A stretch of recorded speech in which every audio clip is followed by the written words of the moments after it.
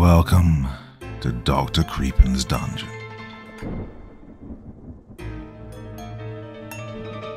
Well, perhaps there are no safe places here or in the next life, as we may see from tonight's 3 strange, weird, and wonderful stories. Now, as ever, before we begin, my dear friends, a word of caution. Tonight's stories may contain strong language, as well as descriptions of violence and horrific imagery. If that sounds like your kind of thing, then let's begin. Since its discovery by Ferdinand Magellan in 1521, the Philippines has seen its fair share of horrors and tragedies.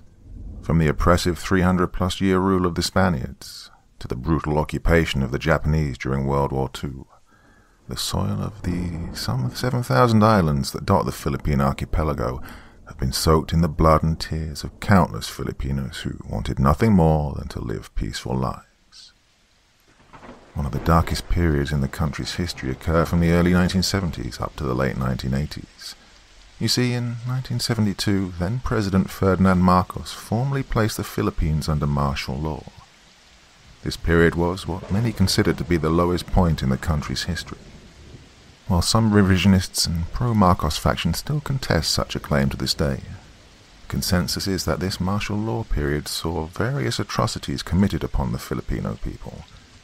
What made it all worse, I think, is the fact that, unlike the Spanish and Japanese occupations, these atrocities were committed by Filipinos on Filipinos. The late strongman held an iron grip on the country. Free media was silenced. Propaganda reigned supreme, and billions were plundered from the national treasury, and human rights became nothing but an afterthought.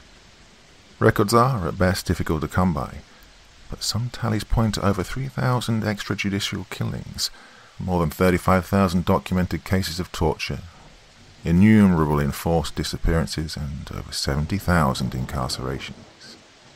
Now, I'm not here to dwell on what the late dictator and his family did or did not do to this country, but a lot of people forget that the politically motivated atrocities were not the only tragedies that befell the country during this time. You see, in 1981, First Lady Imelda Marcos, in a bid to show off the cultural heritage of the Philippines, pushed for the construction of the Manila Film Center. The center was meant to host the 1982 Manila International Film Festival. The $25 million endeavor was supposed to not only showcase the cultural treasures of the country, but, if some are to be believed, also reinforce the classy, intellectual, and sophisticated image that the First Lady wanted to project. Construction began in 1981, and with such a tight deadline, work had to be done round the clock. Some 4,000 workers toiled for 3 shifts across 24 hours. Some records show that work intended to be done over the course of a couple of weeks were achieved in a matter of days. While I'll always commend the effort, competence, and sheer willpower of the Filipino worker, disturbing evidence shows that the speed at which they were able to work on the structure could not be completely attributed to their skill and hard work. Many believe that in order to meet the deadline and pocket some of the funding, the planners of the building used substandard materials and methods in the construction. Worse, it was alleged that in order to facilitate faster construction, floors were built even though the underlying concrete had yet to fully dry and take hold. All this culminated on November the 17th, 1981. At around 3 a.m., the upper scaffolding collapsed and around 170 workers plummeted to the floors below. From here, records are scarce, given that the government at the time had a complete stranglehold over the media.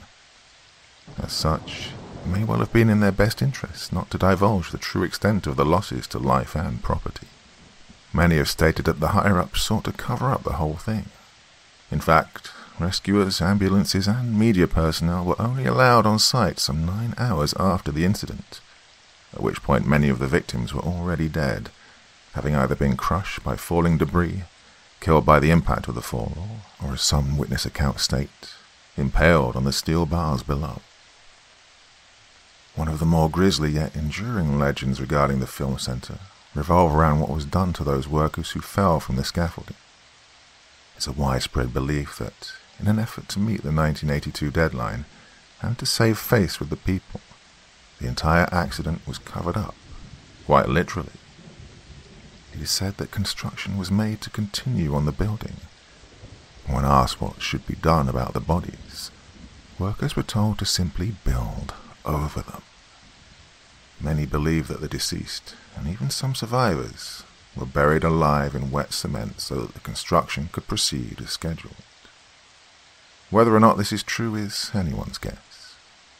Officials involved maintain that the bodies of the deceased were recovered and given the proper rites, while eyewitnesses and workers insist that no such recoveries were made. Regardless, one thing is for certain. There are things still bound within the walls of the center.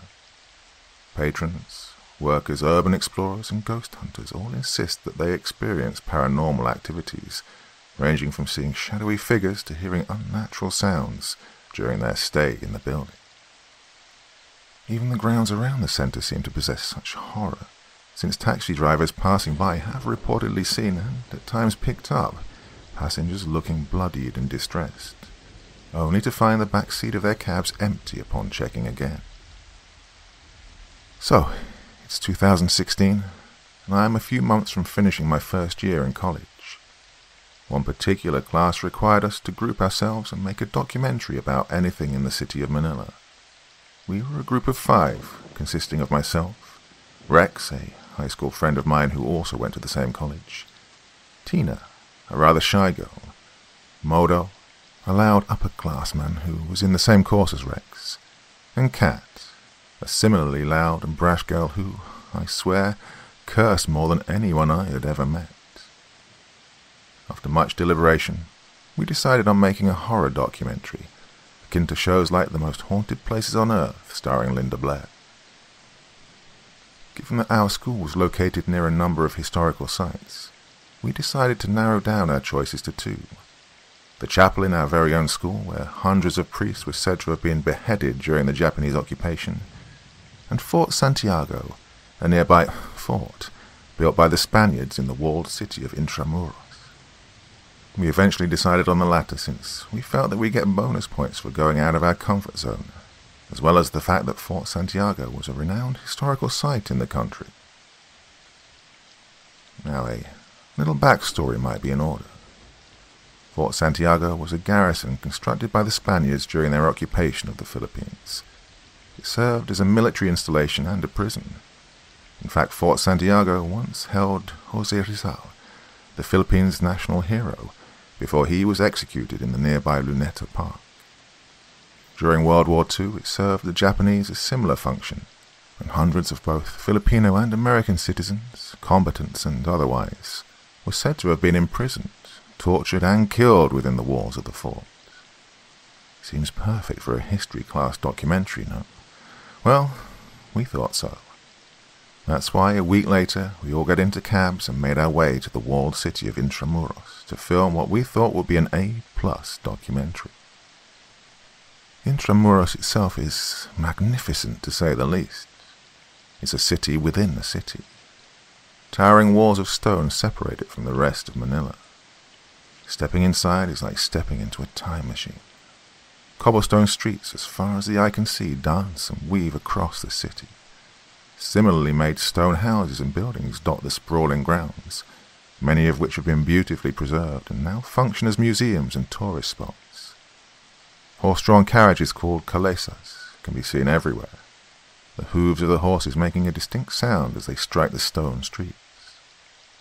Aside from a number of modern establishments, people wearing modern clothes, and the occasional car, you wouldn't be blamed for thinking that you'd suddenly been thrust back into the 1800s. Unfortunately, the beauty of the place was only matched by our sheer stupidity. In our zeal to get this project over with, we forgot one very simple thing. Fort Santiago and much of the places in Intramuros were now technically tourist attractions and, as such, were bound by certain rules, namely an opening and closing time. The guard at the entrance told us we had arrived 15 minutes before closing time, obviously not enough to make a full-blown documentary. We begged with the guard to let us stay past closing, but he said his hands were tied. He directed us to the main office and told us that maybe we could strike a deal with the management officials. Sadly, nothing but a close sign greeted us as we arrived at the main office. Now, technically speaking, this wasn't supposed to be such a big deal. All we had to do was come back the following day. However, we were college students. Lazy, work-laden, busy, and lazy college students. We'd already planned to finish our documentary tonight, and none of us wanted to have to make our way back here the following day, or any other day for that matter. We just wanted this over and done with. As our group sat by the sidewalk weighing our options, I couldn't help but admire the way the walled city looked. Its cobblestone streets and towering stone buildings radiated a pale orange underneath the setting sun. Postcard-worthy is what I thought as I looked out at the scene before me. My preoccupation with the sight is probably what made me forget all about Kat, who'd apparently separated herself from the group and had just made her way back. "Guys, I think I have a plan B," she said, making us all look up. "My dad is he's kind of the caretaker of the Manila Film Center. It's not as nice as Intramuros, but I think it's an okay substitute. He said we can film there. Well, he'd even give us a tour of the place." We all looked at each other, nobody saying anything for a few moments. Suddenly Rex jumped up and clapped his hands. "Yeah, that's perfect. Think about it. Our project is a horror documentary. People probably weren't executed there like they were here, but we all know how fucked up the film center was when it was getting built. Plus, it's an old abandoned building at night. Oh, it just screams horror documentary." We all realized just how perfect the situation had become. "I wish you'd given us that option at the start, Kat. We could already be halfway through our documentary by now if we'd gone with the film center from the beginning," I chimed in. We all had a quick laugh and immediately hailed an incoming taxi. The film center wasn't far from where we were, and we got there in about 20 minutes. The front of the center is what you'd expect from any big theater-oriented building. The main entrance is located in the center of a ramp. You can drive up either side to get to the main doors, or walk up a flight of stairs located in the center of the ramp. The building itself is massive, a white concrete structure designed to resemble the Parthenon. I say white because I guess that's what it was intended to be.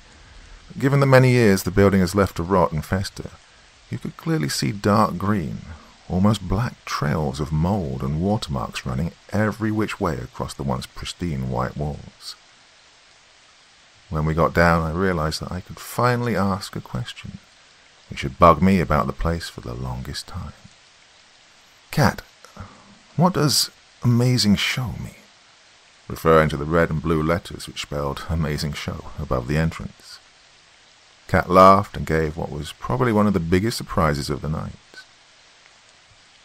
"Well, some company, I don't know if it's Filipino or not, kind of rents this place. They use it for a show or some production. I don't really know what to call it. Obviously it's called The Amazing Show, and basically it's a huge theatrical drag show," she said with a laugh. We all looked at her as if she was crazy. She continued, "I'm serious. There's like a troupe of transvestites who regularly hold shows here. You'd be surprised to know that there's actually an audience, mostly aging Asian men, Japanese, Korean, Chinese, who seem to get a kick out of it. Also the occasional Filipinos, who I'm sure are just dirty old men," she said again, laughing. None of us believed her at first, but after a quick Google search, everything she said was verified. The fact that a group of transvestites were routinely holding musical-level theatrical shows for the benefit of dirty old men almost took the mystique out of the place, and we all spent a good 5 minutes outside just laughing at the absurdity of that image. We eventually made it inside, and I must say I was pleasantly surprised. Far from the decrepit interior I was expecting, the lobby was just what you'd expect from any theatre. The walls were made of wood and obviously meticulously detailed. A number of posters showing old-school films hung from the rafters. 1 or 2 ornate sculptures served as additional displays across the lobby. The floor was carpeted with a velvety red cloth. I was honestly impressed. At the end of the lobby were a couple of massive wooden doors. They actual stage and theatre must have been right behind them, together with the transvestites. One thing really bothered me, though. Actually, it was completely unnerving. While the lobby itself was magnificent, the floor above was... I don't know how to describe it, really. So the lobby was basically an atrium, which means that the floors above could see down towards it, and by extension you could more or less see the upper floors from the lobby. And that was what put me off. The amount of effort put into making the lobby look as grand as it did was clearly not put into any other part of the building. From where we were standing, we could clearly see the point where the place transitioned from the grandiosity of the lobby to the complete and utter, well, all I could think of was decay. The upper floors looked completely run down. The walls were a dirty white. Either the paint that once covered them had long since peeled, or they were never painted to begin with. Even from our vantage point, we could see the filth that covered the floors. The ambient light from the lobby cast a weird pale glow on the upper floors, which made it possible to see all the floating dust that was in the air. And the darkness. Clearly there were no functioning lights on those floors, but the darkness was just... well, different. I'd never seen or felt anything like it. Looking into those dark floors and hallways from the safety of the well-lit lobby made a pit form in my stomach. It almost looked solid. This wasn't like the darkness of the night. It was an oppressive kind of darkness, like if you'd locked yourself in a box or a closet. There was absolutely no ambient light up there. Just looking at it made me feel like the darkness was swallowing me whole. My thoughts were interrupted by Kat, who led us up the grand staircase that adorned either side of the lobby into the mezzanine. We were led down a surprisingly lit hallway and ushered into a big room. This room, and the man inside, would turn out to be the second biggest surprise of the night, following the whole transvestite musical thing. It was as if we'd entered a 1930s mob den. It was an ornately decorated room. Wooden walls, carpeted floors, and a wooden table located near the back center of the room. On the walls were various film industry memorabilia, placed in pristine glass cases. The man at the table stood up and walked towards us. He was dressed in an impeccable white suit and looked like one of those Italian gangster stereotypes. We all stood there, not knowing what to do, until Kat met him halfway and gave him a big hug. "Pa, these are my blockmates." That was Kat's dad? Well, when she said he was the caretaker, I assumed he was something along the lines of a security guard making sure that no trespassers made it inside, or that he made sure the place didn't completely fall apart. I was not expecting what looked like a 1900s mob boss. The rest of us threw each other confused looks until the man spoke. I won't bore you with what he said, although what he said wasn't boring at all. It's just that he spoke a bit too fast and had an accent that I can't place. He basically told us the history of the place, how he came to manage the property, and a bit about himself. Apparently, he'd been a singer or something in the past, a producer maybe. Something related to music, and that's how he'd found himself in the entertainment business. He pointed us to one of the many LCD screens on the walls, and told us that the band playing in the videos was his old band. In fact, we did recognize him. We recognized Kat as well. Apparently they'd sometimes record songs together. Halfway through his little speech, he offered us a drink, pointing to a minibar which was stocked with what was obviously top-shelf alcohol. Me, being the heavy drinker that I am, almost took him up on his offer, but Rex, who had known of my drinking habits since high school, gave me a stern look, which basically said, "Don't even try." After a bit more chit-chat, Kat's father stood up, clapped his hands, and said it was high time to start the tour. He mentioned that he wanted to get this over with quickly so he wouldn't miss the show. We all gave him a confused look, until he explained that he'd gotten us free entrance into the amazing show that was going on tonight. Our confusion, however, was quickly replaced by shock. Kat's father took out 2 silver pistols and tucked them each into the holsters he had under his coat. He probably recognized our surprise, but, with a wave of his hand, put it off like it was normal. "We have to carry firearms whenever we do our rounds here. You see, this building is pretty much abandoned, but it's still the government property and it's still being actively managed. We've had problems with people breaking in and stealing shit here. Everything from leftover furniture, scrap metal, copper wires, the film and music props which were left behind. Everything gets taken and sold for scraps. That's why we carry these, so that if we ever encounter trespassers..." He gave a quick laugh which honestly freaked me out more than the gun. Another surprise came in the form of him handing Kat a pistol as well. Again he registered our shop and brushed it off. "Kat's been firing these since she was a kid. She even has a license. Don't worry, you're safe with her," he said with a laugh. Kat chuckled as well. With our minds thoroughly blown and our tour guide armed to the teeth, we made our way out of the office to begin the tour. We made our way out of the mezzanine floor and up the elevators I'd mentioned earlier. When we got to the top, we stopped at that mark. The mark where the light gave way to absolute darkness. I've never been one to cower at the mere lack of light, but even in a group, even with 2 armed individuals escorting us, I was completely unnerved by that darkness. I was trying to manage the knot in my throat and the pit in my stomach when Kat's father turned on an abnormally powerful flashlight which cut a swathe through the darkness. How straight and defined the beam of light was against the darkness only reinforced how deep and how solid the latter actually was. At that point our camera started rolling and Rex, our designated host and narrator, began his introduction. Now, I won't bore you with the entire filming sequence since, admittedly, nothing much happened. Most of it was just clips of dark alleyways and filthy rooms. All the while Rex or Kat's father would narrate or talk about the building's history. Particular things did, however, stand out. I'll try to summarize them thus. We were led into a cavernous room. Needless to say, it was dark with only our lights cutting through the darkness.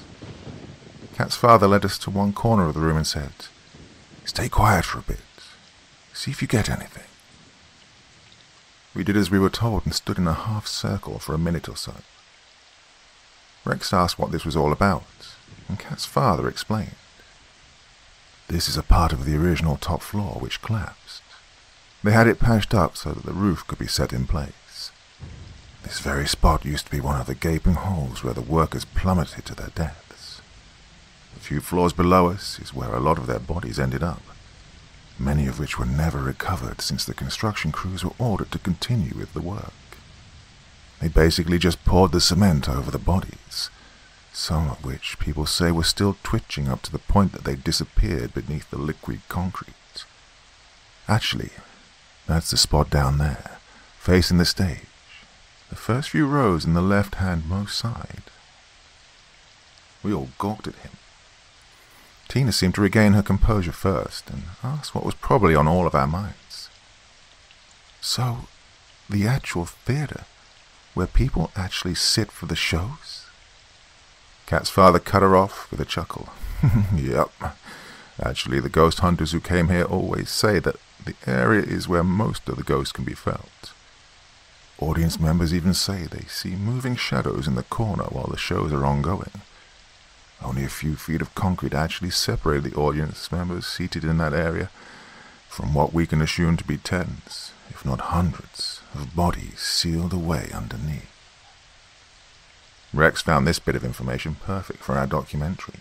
He had the video directed at the center of our half-circle and started to narrate everything Kat's father had said.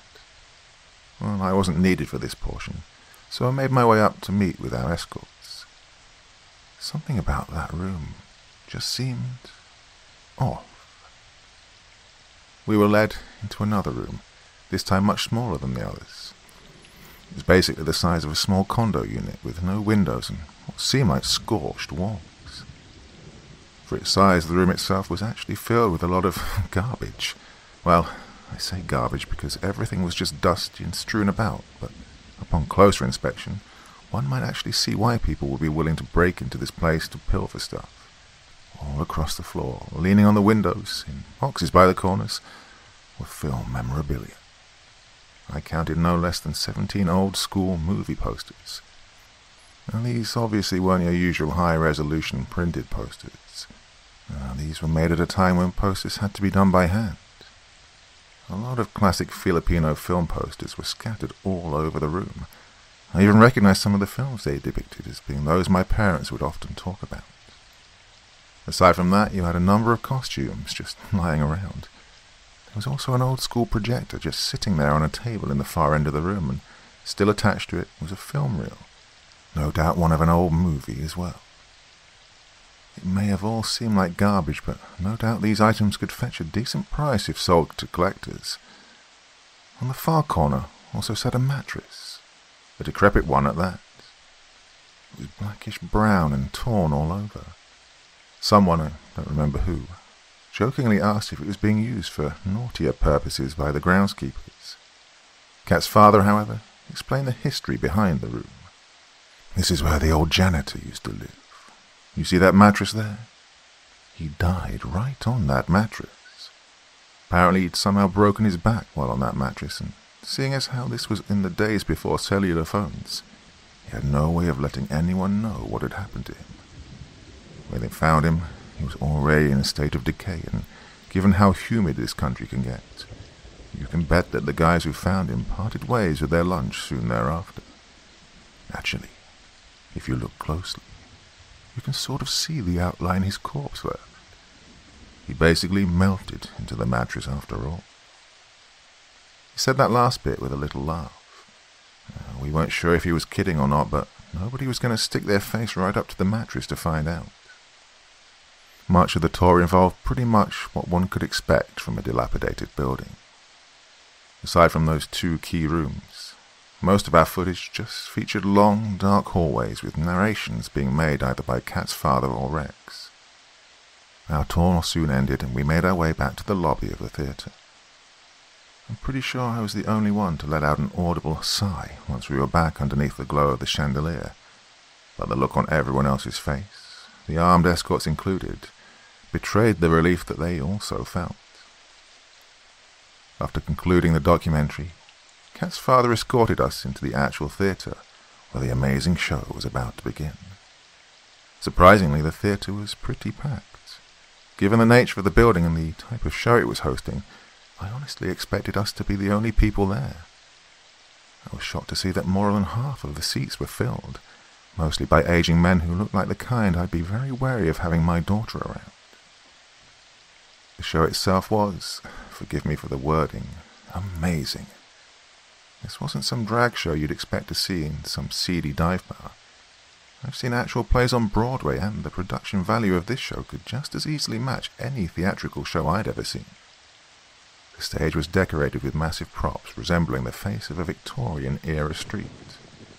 The performers were all decked out in ornate sequin costumes, and they all had magnificent singing voices.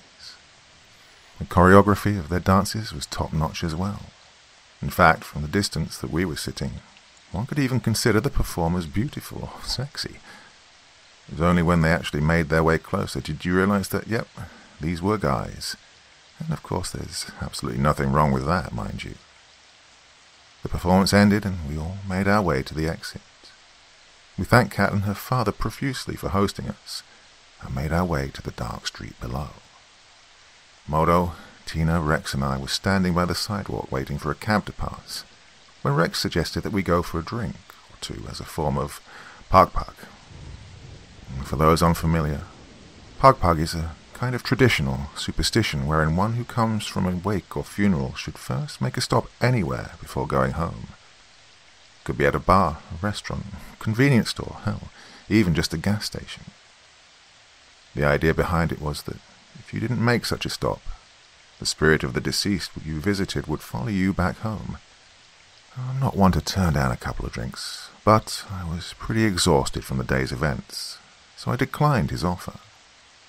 Modo tried scaring me by saying that if I didn't do the pag-pag, the ghosts of the film centre would follow me home. Being the aspiring lawyer that I was, I immediately pointed out the flaw in his reasoning. Pagbag's done when coming from a wake or funeral, so that the ghost of the deceased doesn't follow you home. We didn't come from a wake or funeral. Plus, whoever died in the centre did so decades ago. I'm pretty sure Pagbag no longer applies. We all had a laugh and bid our goodbyes.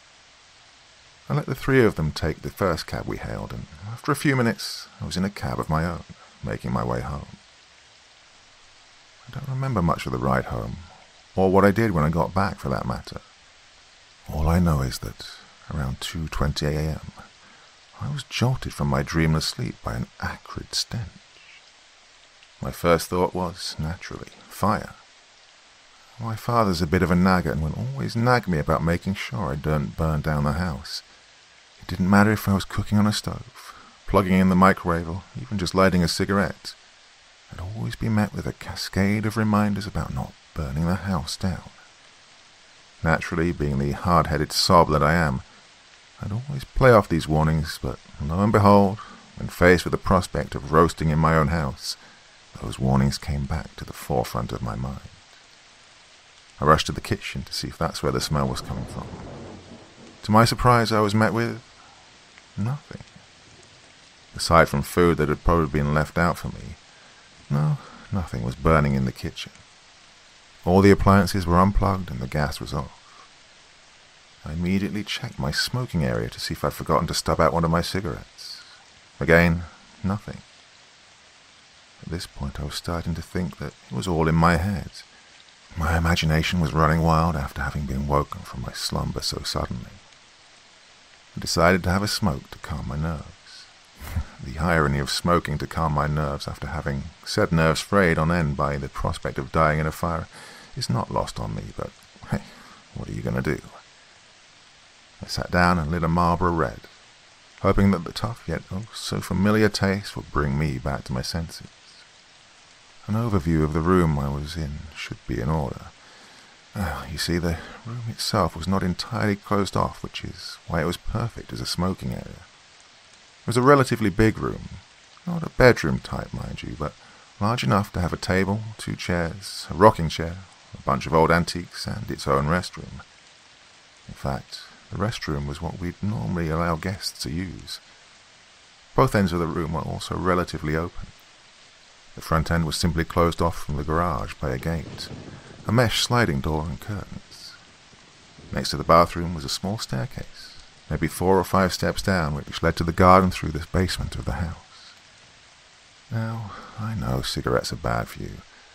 Here in my country, all cigarette packs come with grotesque, oftentimes exaggerated photos of the effects of smoking.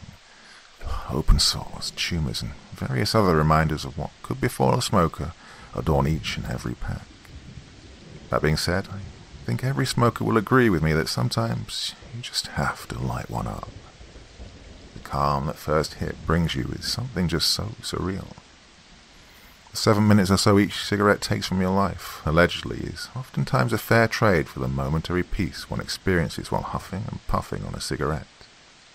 At the time, it was no different for me. I sat there looking out into the empty night, the cold wind gently blowing through the window. Embers danced around my fingers as halos of smoke slowly plumed upwards. I could have stayed in that moment forever. A point in space and time where I had nothing to worry about. No problems, no burdens, not even thoughts. Just me at peace in the dead of the night. My serendipity, however, was immediately shattered by a fleeting figure I caught in the corner of my eye. Whipping my head to the rear door, I saw someone, or something. It was the dead of night and the lights outside the house were closed, but I could see a figure standing a foot or so away from the rear door. You might ask how I could see it in the dark, but you have to understand that, I don't know how to say this really, but not all darkness is the same. I'm sure you know how it is walking into a dark room and still being able to see figures. There's always ambient light around that makes the darkness, well, a little less dark. Here it was more or less the same. It was dark outside, but the moon was providing a bit of help in illuminating the garden outside. Plus, this figure was dark, and I mean dark. Even without the lights on, I could see the outline of the figure, and it was much darker than the night surrounding it. It was as if someone had embossed a man-shaped figure in a darker shade than the blackness around it. I sat there, transfixed. I don't know how long I held that thing's gaze, and yes, I do mean gaze, because even from the inky darkness outside, I somehow knew it was looking at me.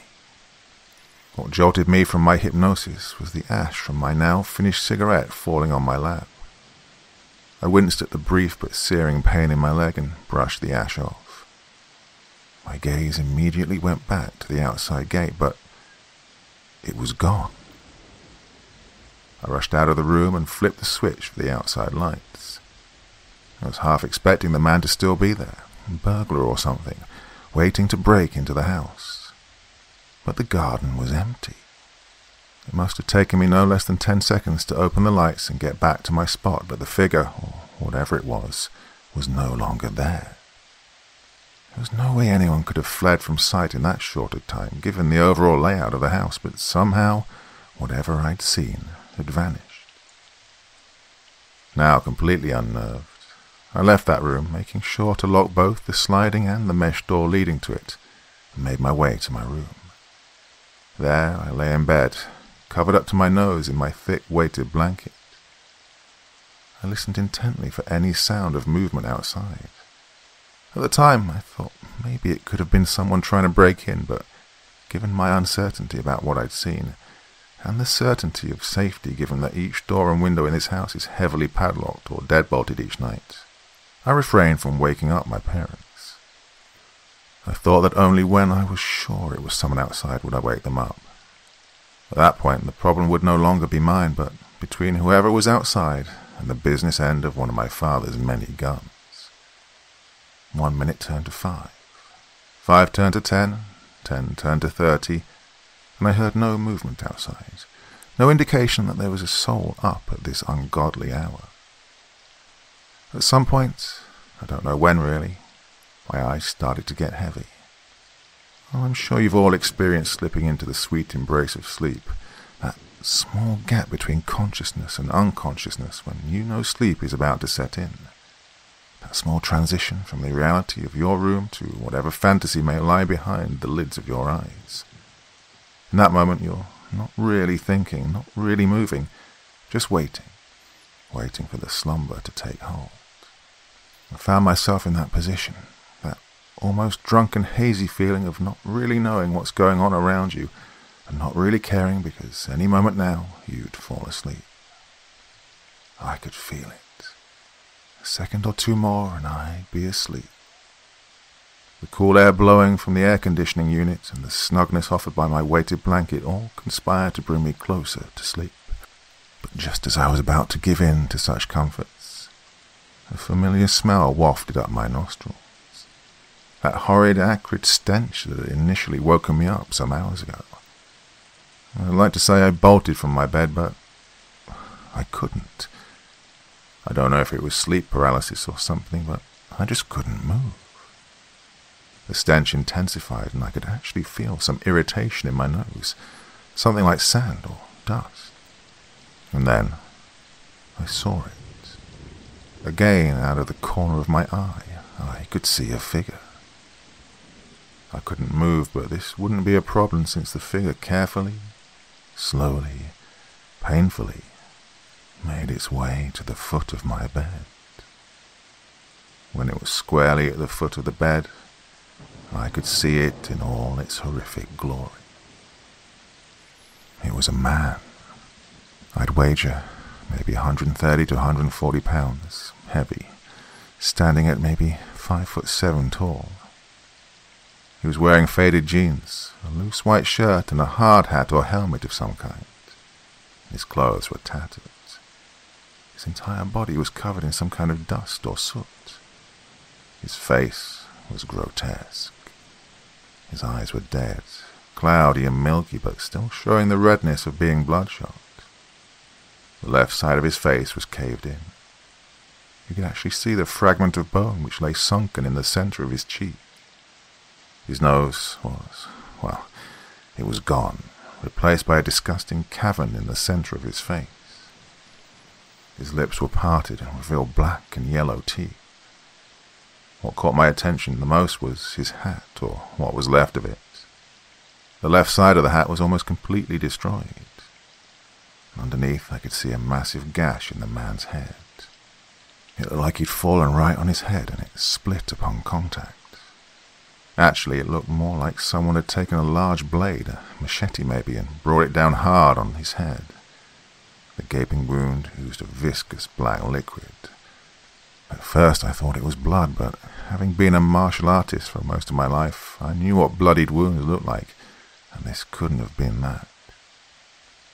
A lot of people don't realize how sharp and bright blood can be once it first leaves the body.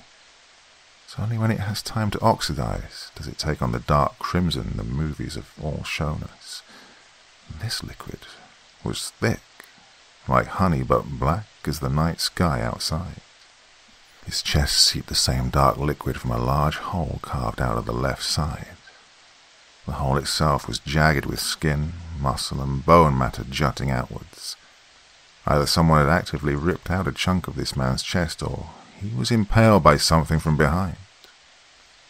For an eternity, we held each other's gaze. What felt like hours passed before finally the man started to move. He started to move towards me. He climbed on top of the bed and slowly crawled over me. I wanted to move. I wanted to scream. I wanted to do something, anything to get this thing off me, but I couldn't. His stench was overwhelming at this point. I'm pretty sure if I could have moved, I would have been throwing up. My eyes watered and my nose was on fire from the assault on my senses. Finally, I came face to face with the man. He was lying right on top of me, his body being supported by his left arm while his right hand was on my shoulder. A heavy, cold, dead hand on my shoulder that felt like all the weight of the world had been burdened upon me. I didn't know if this was sleep paralysis, a nightmare, or reality, but I was terrified. In my head, I was crying, begging for this to end. My thoughts, however, were silenced when the man started talking. I say talking because what came out of his horrendous mouth weren't words so much as garbled sounds. I strained to understand what he was saying, what was happening, what all this was, when I suddenly felt something caught in my throat. Didn't know what it was at first. It felt like a slight itch, but then, ever so slowly, that itch turned into a searing pain. It was almost as if I'd swallowed a handful of sand and the rough particles were tearing at my insides. The taste was bitter and chemical, but that was the least of my concerns. My throat was burning and I was slowly finding it harder to breathe. I was gagging. I tried to scream, tried to cough, hell, I tried throwing up, but I couldn't move. The pain was becoming excruciating. A thick sludge of something was clogging up my throat, and I was trying to gasp for air, but the reprieve of a full breath escaped me. I was slowly losing consciousness. The darkness around my field of vision slowly started to expand, and the last thing I remember seeing was the man's cold, dead eyes. I woke up falling. I don't know where, when, why, what. My thoughts were a blur. All I know is I was falling. The night sky above me slowly being swallowed up by the edges of whatever hole I'd fallen into. Before I could get my bearings, something slammed into the left side of my face. The pain was instant and excruciating. I could feel the shattered bones in my cheek move as I continued to fall. Finally, I slammed hard into the ground. I tried to move, but I couldn't. The fall had no doubt broken my back, but something else was keeping me in place. I looked down to see a large piece of rebar jutting out from my chest. Bits of my white shirts and what I could only assume to be bits of me were dangling from the edge of that sinister piece of metal. I looked up to see a part of the night sky now, framed by the gaping hole caused by the collapse of the top floor we were working on.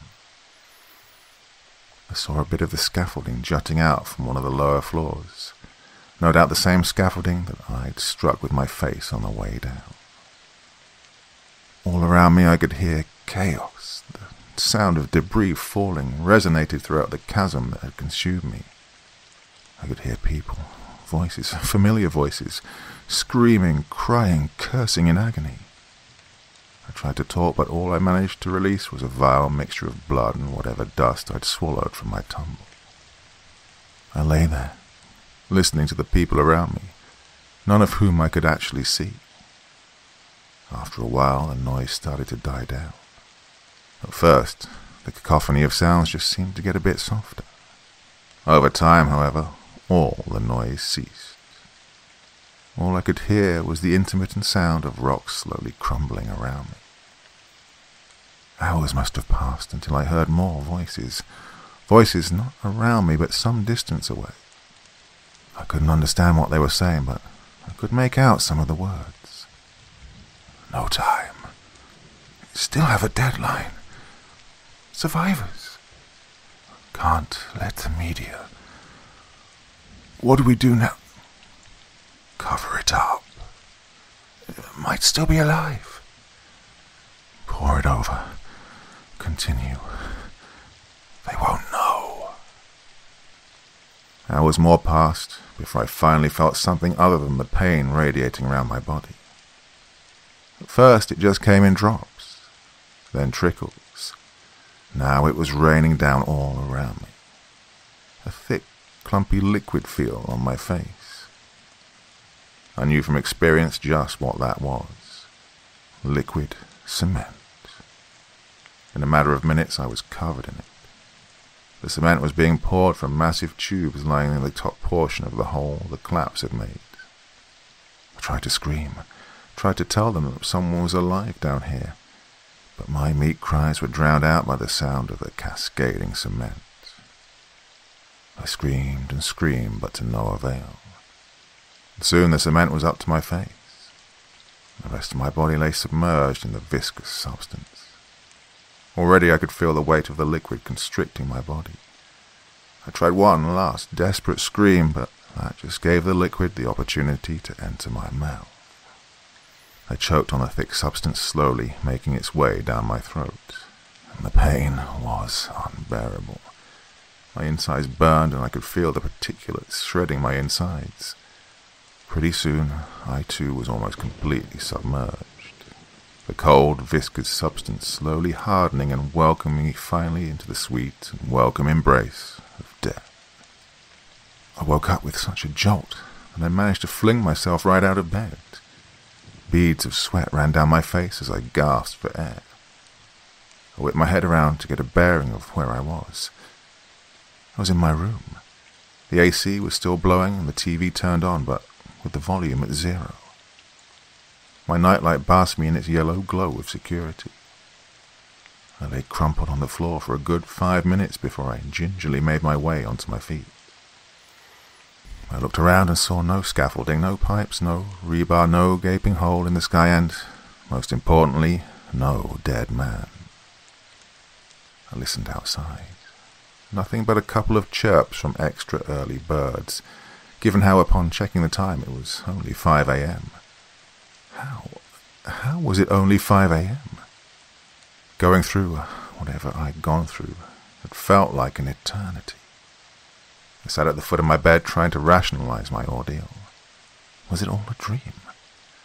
Foul portents of things to come, or did what I just go through actually happen?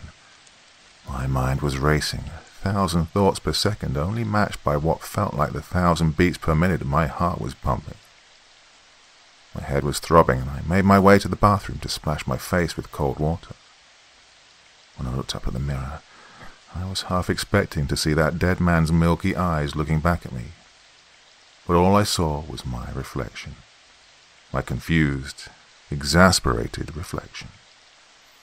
I had no idea what had just happened.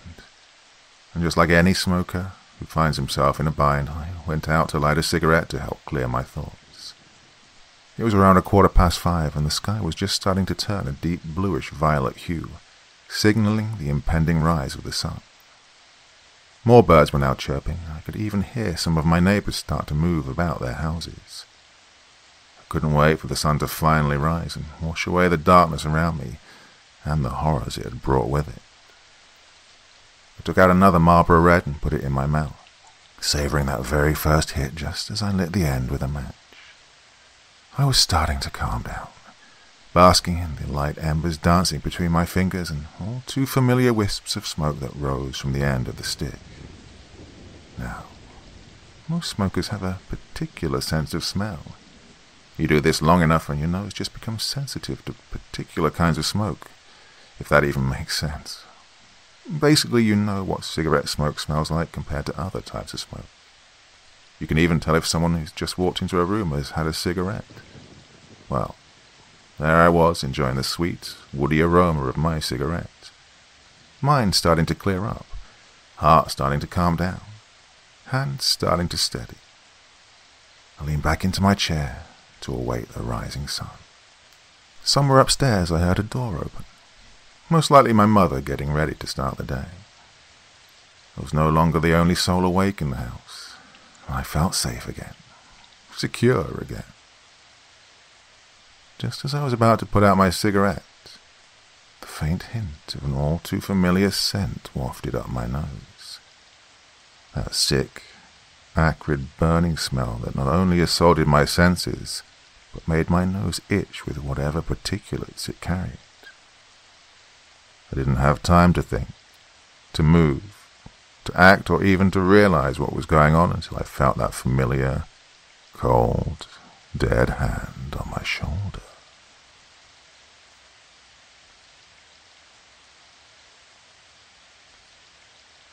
Good day, prospective evolutionist. You're reading this because you believe the human species is on the decline. You believe there's only one logical path forward.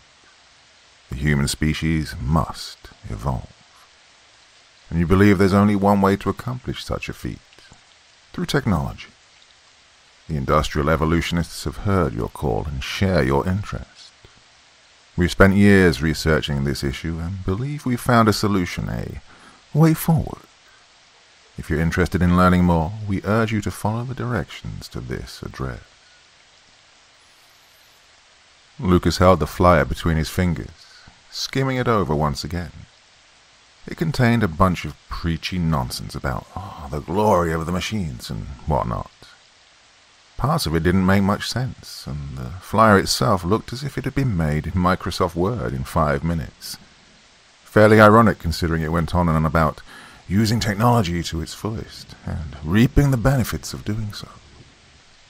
Well, to put it lightly, the industrial evolutionist movement was not what he was expecting when he was told he'd be investigating possible cultist activity. He'd gone undercover before and dealt with overzealous religious people, but never a combination of the two. So it was with great uncertainty he agreed to investigate the industrial evolutionists. His boss hadn't told him much, or at least he couldn't remember much. His memory of the assignment's overview was a bit murky. But he was handed the flyer and told it would explain what he needed to know. Well, the flyer had given an overview of the movement's ideals, the proper use of technology, humanity's dependence and continued dependence on machines, and the proposed evolutionary path humanity should take. But little more. He still didn't quite know what he was investigating. He was to be on the lookout for possible cult activity, but nothing about the industrial evolutionists screamed cultist. Sure, they seemed like a bunch of misguided optimists following an unrealistic idea, but the same could be said, whether true or not, about every religion. Still, the idea of posing as an initiative and infiltrating a cult was certainly intriguing. He looked out his car window at the evolutionist's so-called compound. In reality, the commune's place of meeting equated to little more than a run-down warehouse, right smack in the middle of the city's industrial district. The place looked long abandoned. The windows were boarded up with rotting wood. There were cracks in the concrete running up the walls, chips in dulled red paint, and not a single mark identifying the building as the Industrial Evolutionists' meeting area. Well, that raised a few questions right off the bat. Were the followers here illegally, and if so, how long? Of course, it wasn't like he could ask the questions without arousing suspicion. Lucas gazed carefully at the types of people that casually strolled into the warehouse. Men, women, young, old, of all shapes and sizes, ducked through the door and out of sight. Most seemed to have an, at best, cautious and, at worst, paranoid look about them.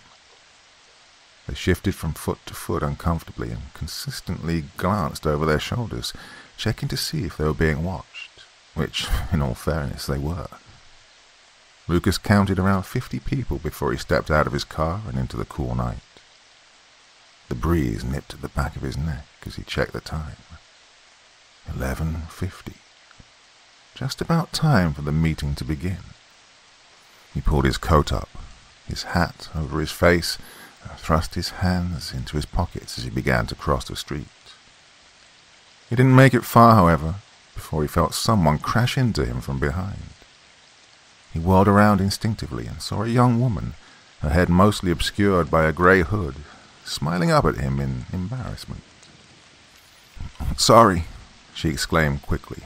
"I wasn't paying attention, and you just jumped out of your car, and I totally didn't see you there."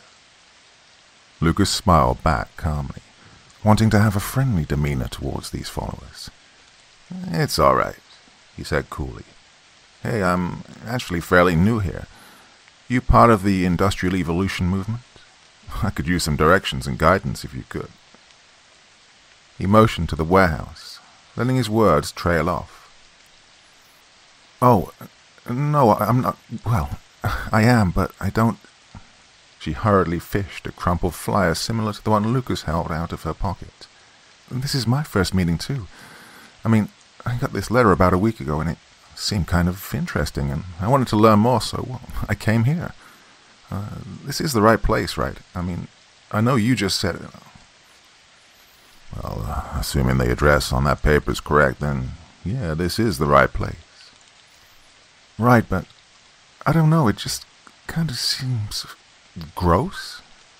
It's all broke up and ugly. I don't know. I just kind of expected more. Hey, if you don't mind me asking, where did you get your letter? You do have one, right? A flyer like this?" She held up her paper. "Oh, I got one in the mail, like you." In all honesty, Lucas hadn't thought about it, nor had an answer prepared. Hers seemed to work well enough, though. "Oh, you did? Oh, cool. Yeah, weird her. They just know to send you one." Lucas took note of her uneasiness around the subject. "Oh, I'm Alyssa, by the way." She stuck out her hand eagerly, changing the subject. "Me and James," Lucas replied, shaking her hand graciously. "It's getting pretty chilly out here, Alyssa. We should head inside and hope someone else can tell us where to go from there." "Smart," she agreed and followed beside him as he crossed the street. They walked in silence as Lucas thought to himself, "She's a bit enthusiastic, but seems harmless. If this is the kind of company the Industrial Evolutionists are attracting, then there shouldn't be any real issues." They approached the rusted and faded door to the warehouse. Lucas held the door for Alyssa. She smiled and pretended to curtsy before heading inside. Lucas followed her in, instantly feeling a wave of warm air across his face. He stepped inside, gazing at the 60 or so people around him who chatted among themselves happily about a variety of mundane topics. The room was well lit, attributed to a series of lights overhead, yet there was a hazy fog above the crowd, dimming the lights and insulating the heat. It smelled of coal, smoke, and another odor that Lucas couldn't quite place. Rows of folding chairs had been set up in front of a wooden platform that acted as a stage of sorts. On top of the platform sat a podium and a large rectangular object with a cloth draped over it.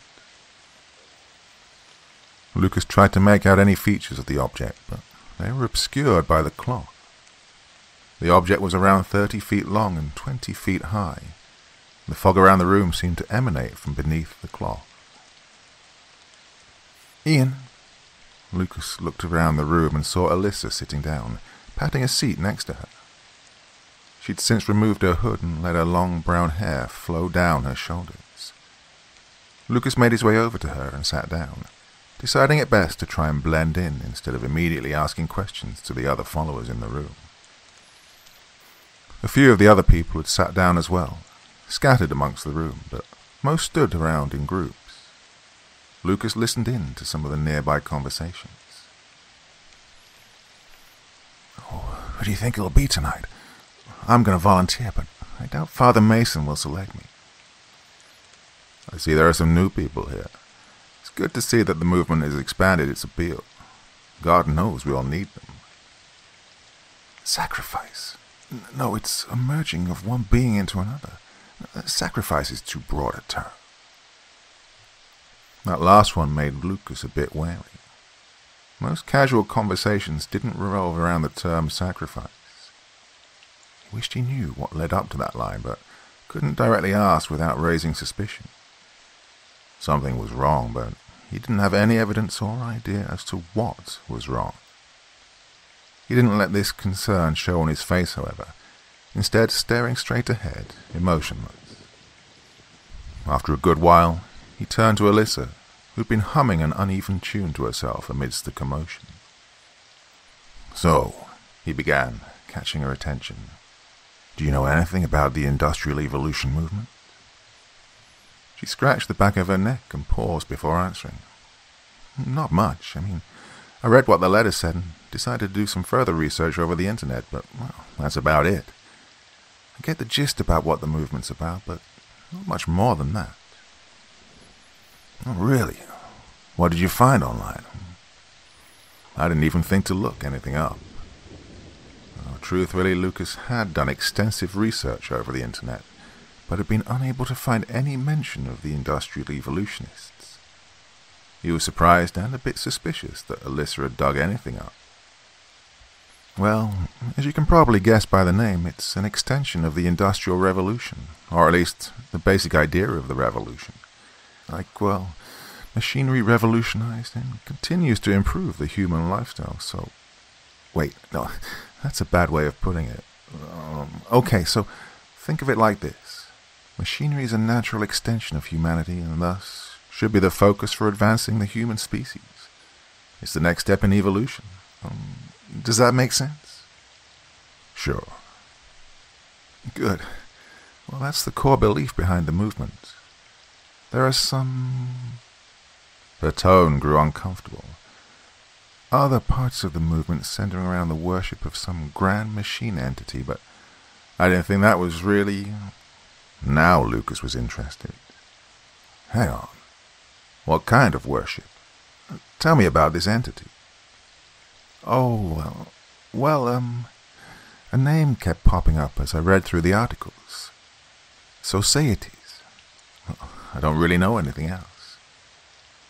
"Who is this Societies? Some kind of god? Demon, maybe?" "I don't really know. I think demon would be closer than god, but that's probably not the best term to use." "Hail, Society, the infernal machine."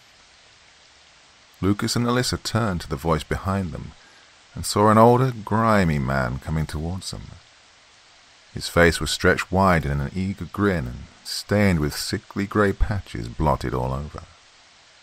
He placed his hands on Alyssa's and Lucas's chairs, and Lucas could see that they were covered in grey patches as well. "Always good to see a few fresh faces," the man continued. "I'm Father Mason, by the way. I lead the Industrial Evolutionists. I'm quite surprised in your knowledge of us, young lady. Most come to these meetings without any advanced knowledge of the movement, but I can see that you've done your research." Alyssa smiled at him without saying a word. "Oh, I'm Ian, by the way," Lucas said, breaking the silence. Father Mason smiled at him and nodded. Lucas continued. "Ian James, this is Alyssa. So, Can you tell me more about societies? I wasn't aware of his part in this movement. I find your desire for knowledge quite refreshing, Mr. James. Just sit tight and listen in to the sermon, and all of your questions will be answered.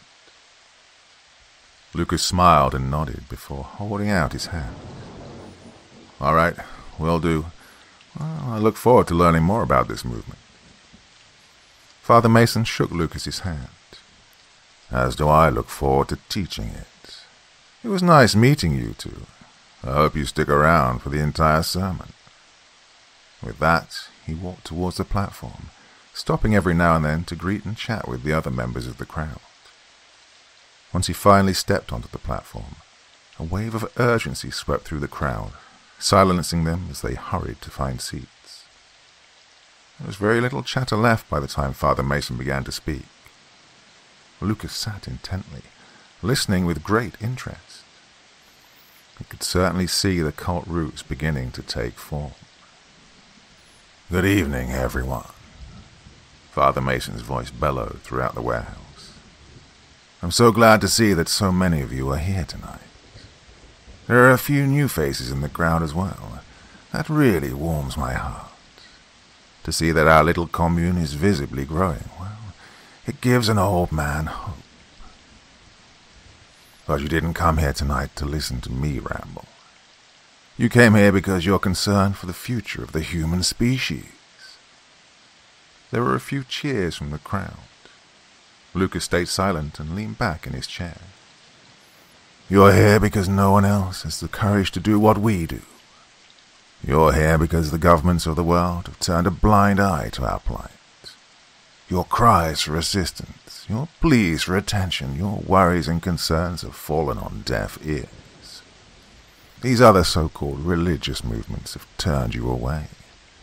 They've been corrupted by commercialism, idealistic principles, and simple human neglect. We are the last hope for humanity. We do what we must because no one else is able. Cheers sounded throughout the warehouse once again, more enthusiastic than the last.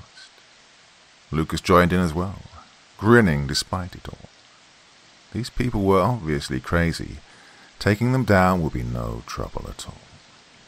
You're all here for a reason, Father Mason continued, pacing around the wooden platform. You have all been chosen by the great societies to lead humanity in the coming days.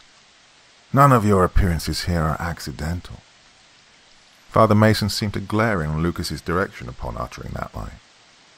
Lucas smirked, finding the irony in that statement amusing. He glanced over at Alyssa, expecting to find her cheering and shouting. Instead, she sat quietly, fidgeting with her hands uneasily. Lucas leaned over and whispered in her ear. Are you feeling all right? You look a bit on edge. What? No, I'm just a bit anxious is all. This is all so much to take in at once. We have the tools to forge our destiny, but yet they go unused. They sit in the corner collecting dust only used in the most trivial circumstances. I say no more. Not since the Industrial Revolution has technology changed the lives of so many. In these coming days I intend to drag humanity to glory, whether they are willing or not. I refuse to let our species suffer because some people were afraid of progress. Father Mason paused, letting the crowd cheer in agreement. Despite having no idea what he was talking about, Lucas stood up and cheered Father Mason on. He enjoyed playing the part of an eager and empty-minded cultist. Societies has given us the instruments of our future and the opportunity to put them to work. We simply provide the fuel to the fire, the manpower necessary to operate such machinery. In a way, we drive our own species forward every time we operate the infernal machine. That is why we are here tonight. To advance the human species, we must run the machine. We must run the society's machine. That is our purpose. We must feed the machine. We must feed societies.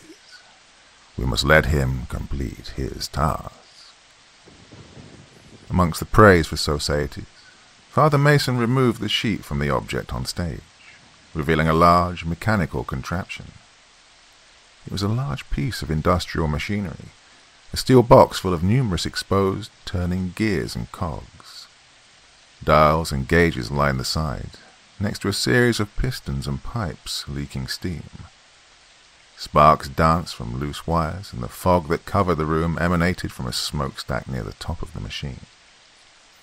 There was a large turning crank on the side of the machine, connected to a large sequence of gears and belts. There appeared to be an input chute of sorts near one of the ends of the device, large enough for a person to squeeze through. The apparatus emitted a muffled humming sound, amidst the clinking sounds of metal smacking upon metal. Lucas sat back in his chair and examined the scene before him. The rest of the crowd was ecstatic, some leaping from their chairs and attempting to approach the machine, to which Father Mason shooed them away. The room filled with a thicker haze, and the sounds of machinery appeared to grow louder as the crowd's combined voices rose. Alyssa sat back, eyeing the machine on stage curiously. Lucas was a bit concerned about the machine's purpose, but tried his best to hide it.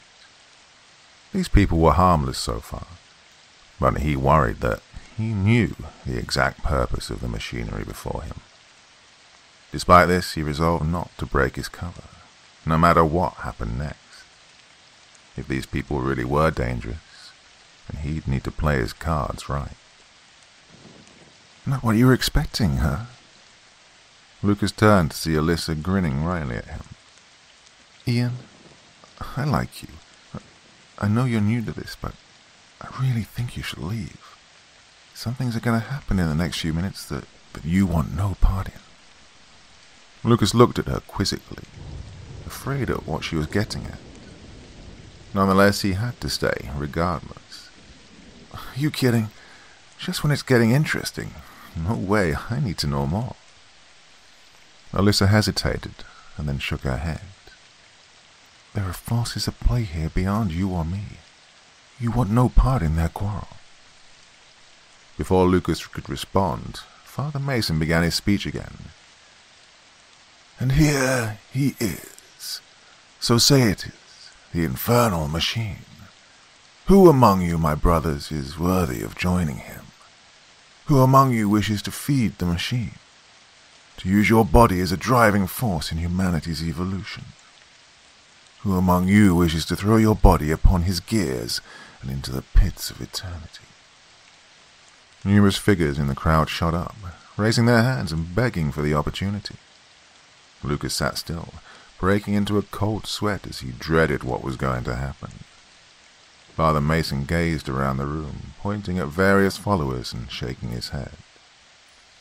After about a minute of this, he held up a hand, urging silence, and continuing his sermon. I appreciate your eagerness, my brothers, but tonight is a special occasion. You see, there is a special guest among us. Societies has sent us a body. There were hushed murmurs among the crowd. Lucas kept his head down and his eyes fixed on the machine, trying to avoid suspicion. He was confident that he hadn't been detected. It wasn't possible. There was no way they could have detected him, right? Father Mason paced around the platform before settling down behind the podium. He gazed directly at Lucas as he spoke. Yes, this person may believe they have infiltrated our inner sanctum, but they are only here because Societas wills it. This person has been sent to us to serve not only as fuel to the machine, but as an example, to show that we are not a force to be trifled with, to show that Societas holds the power, to show that we are the future of humanity. Lucas gulped and looked around quickly, searching for the nearest exit. There stood around 30 people between him and the door. If he made a dash for it in the next few seconds, he might have a chance. He turned to stand up, only to see Alyssa had risen from her chair as well. She moved in his direction, brandishing a sizable pistol in her hand. Thinking quickly, Lucas leapt at her, reaching for the gun before she had a chance to train it on him. She yelped in surprise, and the two fell to the ground, fighting for the weapon. Alyssa grabbed at the gun and tried to roll away, but Lucas managed to pin her arm and wrestle the gun away. "What the fuck are you doing?" Alyssa snarled. "You're going to ruin everything." "I'm not letting you crazy bastards anywhere near me." Lucas stood up, pointing the pistol at the nearby followers who had risen to investigate the commotion. He slowly backed his way towards the door as the crowd moved to clear a path for him. Alyssa leapt up and started bolting towards the door. Lucas pointed the pistol in her direction and she stopped, throwing her hands up instinctively. "Oh, no you don't," Lucas shouted. "All of you are just going to stay put while I—" "You idiot," Alyssa shouted, moving towards him. "I'm not with them, I see Mr. James has already apprehended the suspect." Father Mason's voice gleefully echoed across the walls. "Bring her to me. Bring me the follower of Lud." Lucas lowered his gun in confusion and stepped away. Alyssa darted towards him frantically. "Shoot me, shoot me, shoot me, please.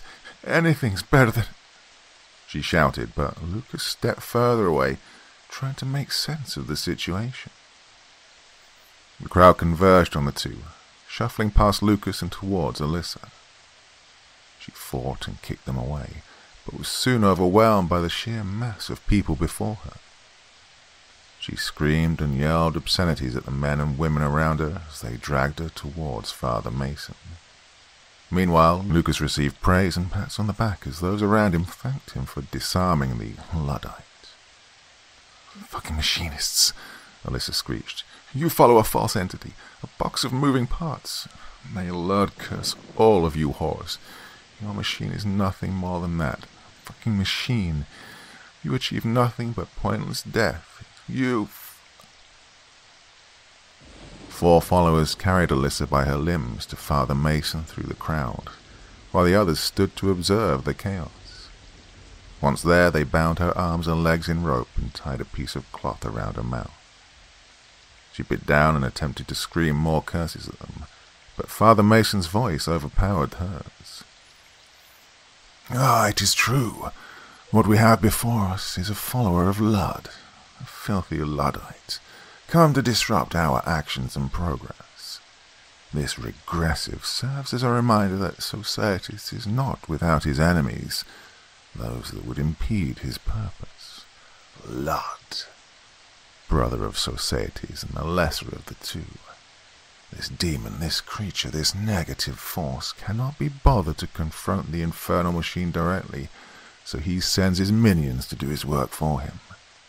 But they meet the same fate as Lud would. They throw their lives away in a senseless attempt to turn off the machine. We will not let them. We will keep the gears turning. We will keep Societas satiated." The rest of the industrial evolutionists cheered and called for the machine to be run. Alyssa struggled against her bonds as the followers on stage picked her up and carried her to the input chute. Lucas stood frozen in shock, trying to comprehend what was happening. This was his fault, wasn't it? If he hadn't... No, there was nothing he could have done. He then remembered the weapon he held in his hand and ran towards the stage. He pointed the pistol at Father Mason and shouted for the followers to release Alyssa. They paid him no heed and placed Alyssa in the input chute as she tried to wriggle free. She looked at Lucas, her eyes wide in fear, and attempted to say something, but was unable to.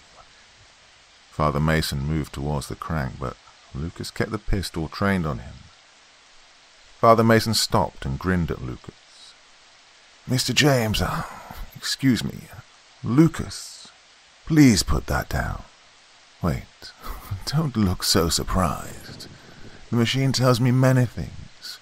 I know who you are, I know what you're doing here, but more importantly, I know what you're going to do next. You have no part in this. You care not about the war between Societas and Lud. You care not about our group, nor our rivals. You see a group of cultists, and I use that term loosely, about to sacrifice, and I use that term loosely as well, a young woman to a demon machine of sorts. You play the part of the third party, the police, the hero. You wish to save her and put the rest of us behind bars. You're nothing if not noble, Lucas. But what you don't know is how societies works. Take a look at these. He pointed to the grey patches covering his face. These are signs of strain, of wear and tear. They show that Societas uses my body as a vessel for his influence. Signs of possession, if you will. Why are you telling me this? Just remove Alyssa from the machine and... Why? Why? Take a look at your hands, Mr. Lucas. I do find it quite beneficial that we shook hands earlier tonight. It's like the signing of a pact. Lucas kept the pistol trained on Father Mason as he pulled one of his hands closer to his face. He could see the same diseased patches that covered Father Mason's face now covered his hand and arm as well. He lowered the gun and checked his other arm, finding it to be covered in patches as well. He looked at Father Mason helplessly. I don't feel right. Indeed, Lucas had felt a nauseating presence take root within his body. He stumbled and nearly fell before bracing himself against the machine. Alyssa screamed something at him, but it was lost amidst the sudden scraping of metal and turning of gears. Steam hissed and conveyors rattled inside his skull as Lucas tried to gain his bearings. He reached out, trying to pull himself up, and his hands found their way to the crank beside the machine. His vision blurred as smoke, whether real or not, obscured his sight. Turn the crank, Lucas. Run the machine. Father Mason's voice was the only thing Lucas could hear. It was so commanding, so imperative, so crucial that Lucas turned the crank. He had to turn the crank. He had to run the machine. He had to feed society. He had no choice. And Lucas began to turn the crank. The machine roared to life, its gears spinning and its cogs grinding against one another. Steam escaped into the open air. Pistons pushed themselves upwards and downwards, and conveyor belts began to roll. There was a muffled screaming coming from inside the machine somewhere, but Lucas ignored it. It was essential that he keep turning the crank. After a few moments, the machine began to produce a different noise. Instead of metal pounding and scraping against metal, he could hear the metal striking a much softer surface and pressing it down with more ease. Something was caught between the cogs as they fought to keep turning. Steam no longer hissed. A new liquid simply dripped from the pipes onto the equipment beneath. A much more revolting smell entered the warehouse. A mix of flesh, coal, and whatever bodily fluids had been squeezed from Alyssa penetrated Lucas's nostrils. He fought off the urge to vomit and focused on turning the crank. The temperature in the entire building increased as the screams of... The temperature in the entire building increased as the screams of agony slowly died off. The crank became increasingly more difficult to turn, as if Lucas was actively fighting against something in the machine. He powered through, feeling blasts of hot air around him as the sweat fell down his face. Blades spun within the machine. Drills bore through flesh and bone, and Lucas hoped Alyssa had expired quickly, lest she feel the machine literally tear her apart. But he could not stop. He knew that, no matter what, he had to finish turning the crank. There was a ding, and a whistle went off. The crank refused to budge, and Lucas released it, crumpling to the floor and clasping his head. Lucas could hear a distant cheering in the background, but focused on the pain inside his head. Despite not turning the crank anymore, the sounds of machinery remained and grew louder within his mind. He could all but feel the steam flowing through his veins, the pulleys in his arms turning as he fumbled around on the floor, and the teeth of the gears pushing on the inside of his skull. A fire roared in his chest as his body consumed coal and fuel. He wanted it to stop. Oh, he needed it to stop, but God, why wouldn't it stop? He wasn't a machine. He was a person. A person. A person. A person. Do you wish for it to stop, Lucas? Father Mason seemed to read his thoughts. He hadn't realized he'd said those things out loud. He mumbled something under his breath that sounded like a vague yes, but wasn't sure it would be heard over the sounds of the machinery. Step into the machine, Lucas. Father Mason guided him gently. Yes, that was where he needed to go. Into the bigger machine. He was a machine too, right? It made sense to give his parts to the larger machine. It needed to complete its purpose after all. Fuel. Fuel. Fuel. It needed fuel. He was fuel, right? He could already feel the machine inside him. The grey spots on his arms were markings, marking him as a machine. He was defective. He needed to upgrade. He didn't want to be obsolete. He stepped into the chute and waited. Nothing happened. He needed to turn the crank, but he couldn't. A human needed to, and he was no longer human. Easy, Lucas. You'll be with society soon enough. That sounded perfect. Societies would understand him, would shelter him, would cater to his needs. After all, he was a machine too, and they were perfect for one another. I'm impressed, Lucas, Father Mason said as he took his place beside the crank. Most people go insane after possession, but not you. You're very strong-willed, and you have a place with society. What you don't know, Lucas, is that this machine isn't society's. This is the delivery chute. He's more glorious than you can imagine. Hail, societies, the infernal machine. His words were repeated by the other humans in the room, but not Lucas. Lucas braced for the embrace of societies. As Father Mason turned the crank, Lucas slid down beneath the machine and caught a glimpse of the true entirety of society. The society's machine stretched on for miles beneath the earth, filled to the brim with moving parts and machinery. Bits of flesh clung to it, and it almost seemed sentient. It breathed between the gears. You could see him between the gears. It talked to him between the gears. But Lucas knew better. It was nothing more than a machine. He couldn't have been alive. Lucas knew he was important, that he would keep the machine running, ensuring that it fulfilled its purpose, whatever that may be. Before Lucas spent hours being processed through the entirety of the device, he agreed with Father Mason. It was more glorious than he could have imagined.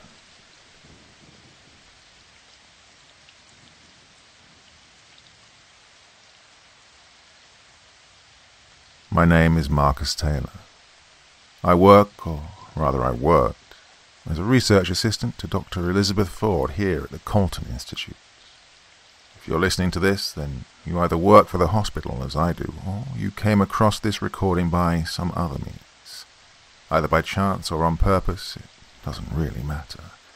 At least, I got it out. If you know Aaron Nelms or have heard of him, please let his family know that what I am about to tell you. In fact, if you know any of the patients at the Colton Institute, please get them out. Talk to their families if they have any. They should know the danger that these people are in. The danger I am in. It's 9:30 and the rain outside is coming down hard tonight. I wanted to have more time to explain things properly, or to really make you believe what I have to say. Yet, with things as they are, these scraps of notes are all I can offer. The power will be going out again soon, with the storm moving on. Once that happens, I can't really say if I'll be able to get more than this out, so this message will have to do. I've locked myself in one of the empty office rooms. I pushed some of the furniture by the door as a makeshift barrier. If I'm wrong, then everything should be fine for me by morning. However, I can hear something down the hall that makes me think I'm far from wrong. I don't exactly know what it is in the hall right now. Could be just another person.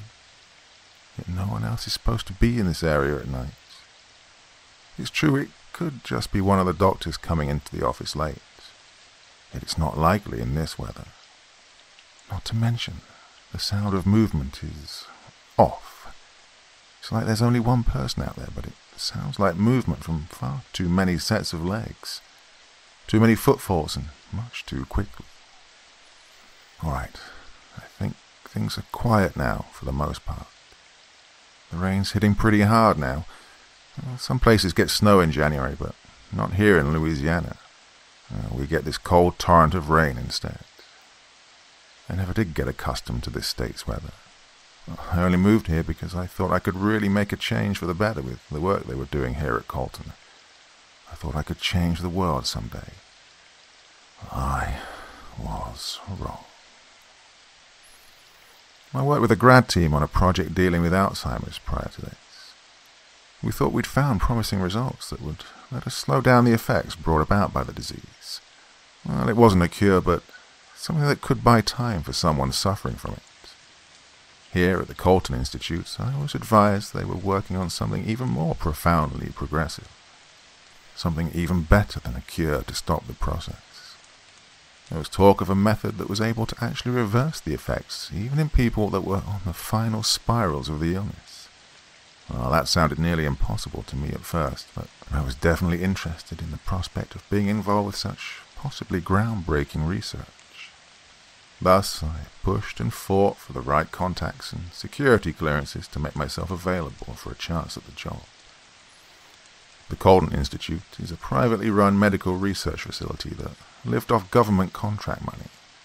Well, eventually I greased the right wheels and showed enough talent to get a shot at the job, which I obviously got. God, what a mistake that was.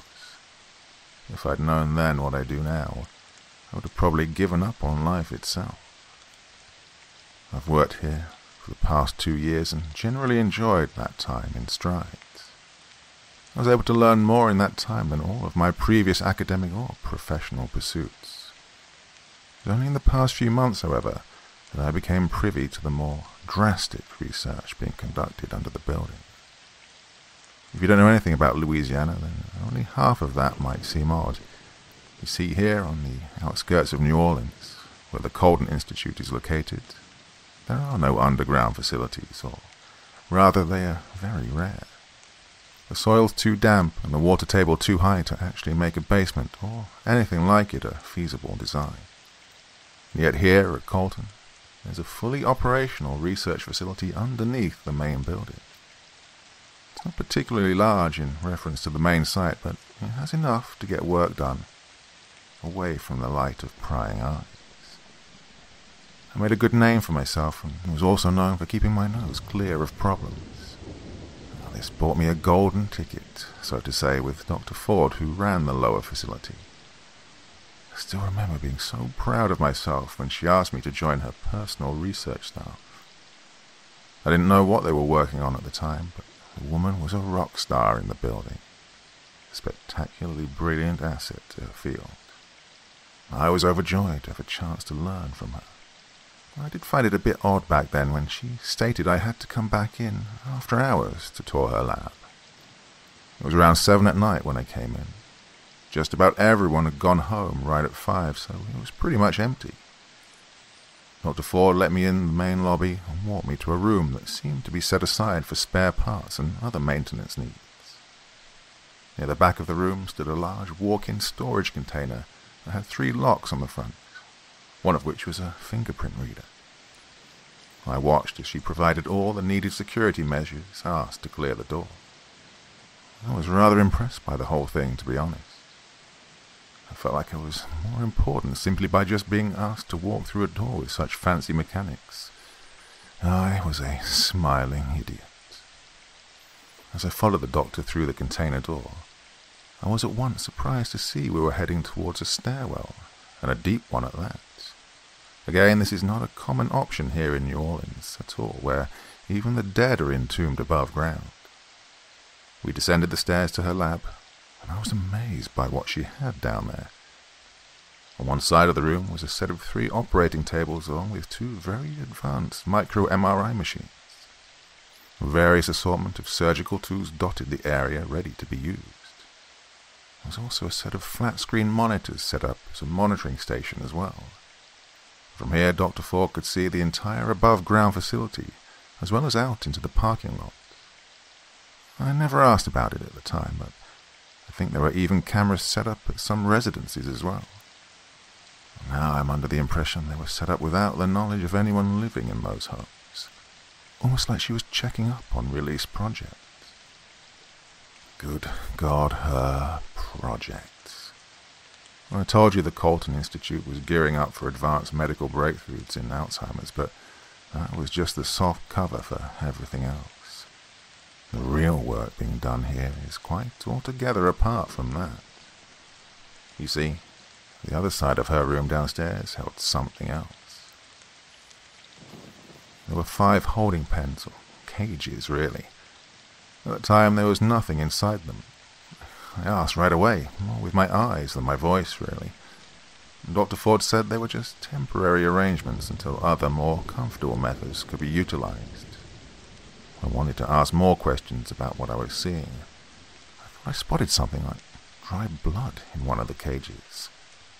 Right then, I could have spoken up or gone to someone, yet instead I let it fall back into the naive ideals of dreams to come. In the weeks to come, I was asked to work on various aspects of her research. The other members of her staff were welcoming and kind in all regards, and yet somehow they all seemed to be keeping their collective distance from me in some way. I couldn't pin it down at the time, but there was definitely something there under the surface of it all. Still, I kept on with my work as if nothing was wrong. Initially, I was only going over progress reports of patients that were undergoing special treatment from Dr. Ford's advanced therapy process. From what I was putting together, some of the patients were doing remarkably well. One, in particular, a woman named Cara Holmes, had even seemed to be a prominent case for possible full regression. I'd never seen any work being done on these patients up to that point. Then, 2 weeks ago, we had some sort of accident. Matthew, one of the other members of Ford's staff, was badly hurt. From what I was told, he was in a car wreck on the way to work and was injured quite badly. I'd never met him, but was advised he worked late shifts for Ford. This unexpected accident left her short-handed. As such, Dr. Ford wanted to bring me closer to direct work with the procedure she was conducting that night. She said that this was earlier than she was expecting to bring me to this stage, and I wasn't sure what to expect, but I was more than a little excited to be closer to the action, as it were. As I went down the same set of stairs again, I could feel this rush of hot, fetid air rolling over me. There was a loud set of clicking noises as I got to the bottom. When I walked into that research room, I nearly threw up right away. I was not ready for that sight on the floor. Dr. Ford yelled at me to run over and help one of the other staff members. He was trying to get a harness of some sort clasped onto his man on the floor. The man, he was a mess. His arms and legs were bent backward into a mockery of the human form. His neck bulged at the base with violent force. It looked like something was about to burst out of him. His face was a mass of reddish flesh with dark veins showing prominently. His open beard seemed singed and curled in some spots. And the heat, good Lord, the heat. closer I got to the man, the more I could feel the air heat up. It was like every bit of the man was emanating a deep heat from within. The staff member with the restraints in hand, John, looked at me to help. I did what I could, but damn if that whole scene didn't have me shaking. Eventually he got the heated, contorted man into one of the holding cages. John went to shut the door of the holding cage. As he did, one of the odd limbs of the patient shot out with terrible force and grabbed onto his arm. The patient let out a gurgled slog of spit and thick mucus, all over John's uniform. He let out a scream as the patient seemingly crushed his wrist. He pushed with all his weight and slammed the door closed on the man's arm. I was too scared to do anything but watch. John slammed the door over and over, and the ugly extremity latched onto him. Finally it let go and slunk back into the confines of the cage, all the while spitting out wet, stinking clots of vile fluid onto the floor. John locked the door with multiple mechanisms to ensure the patient would not get out. Even so, he backed away quickly as to not risk another attack. After seeing this event and how mangled John's arm was, I quickly began to doubt the nature of the car accident I was fed earlier. Somehow it seemed much more plausible that this patient was the cause of whatever damage befell Matthew. Minutes later, Dr. Ford took me into her upstairs office to talk as John went to patch himself up. She tried her best to calm me down with rational, logical explanations for everything. And to her credit, it was working, but only on the surface. She explained to me that the man in confinement below was a special case, and they were tasked with trying to help him out of his delusions brought about by various defects in his brain. His odd appearance was due to the unfortunate side effects of previous treatments at another facility. At some level, past her calm demeanor and educated poise, I could feel the insulting amount of crap she was shoveling at me. Yet, again, I just sat there and smiled as I ate it up. Everything about that room downstairs screamed at my conscience. She seemed happy with my perceived obedience and told me that we would do our best to help everyone here. All the while she was talking, all I could think about was that grotesque thing spilling onto the floor below us. I drove home that night trying to understand what I was supposed to do. What did I actually see down there? It was just a sick old man, I told myself. I tried to keep it together in my head. I had, after all, seen deeply disturbed patients at other facilities before. Nothing like what I'd seen that night, of course. I went to bed that night, staring at the television, trying to tell myself that it was nothing. It was just a sick old man, nothing else. I tried to keep that lie strong. It worked for a few days, but it wasn't meant to last. Dr. Ford had me working more and more in her lower lab after that. Every day I went down those stairs, I felt horrible. Each step down closer and closer to that man in the cage. He seemed to have become more and more docile each time, yet that made him even worse somehow. The bulge in his neck had become more of a strange depression under his skin. It glowed slightly with a dim yellow light. His arms and legs were still set in their ugly, disjointed orientation. And it never got better to look at, these faulty things. I'd helped John take a blood test from the man at times, and at others trying to get him to talk to us.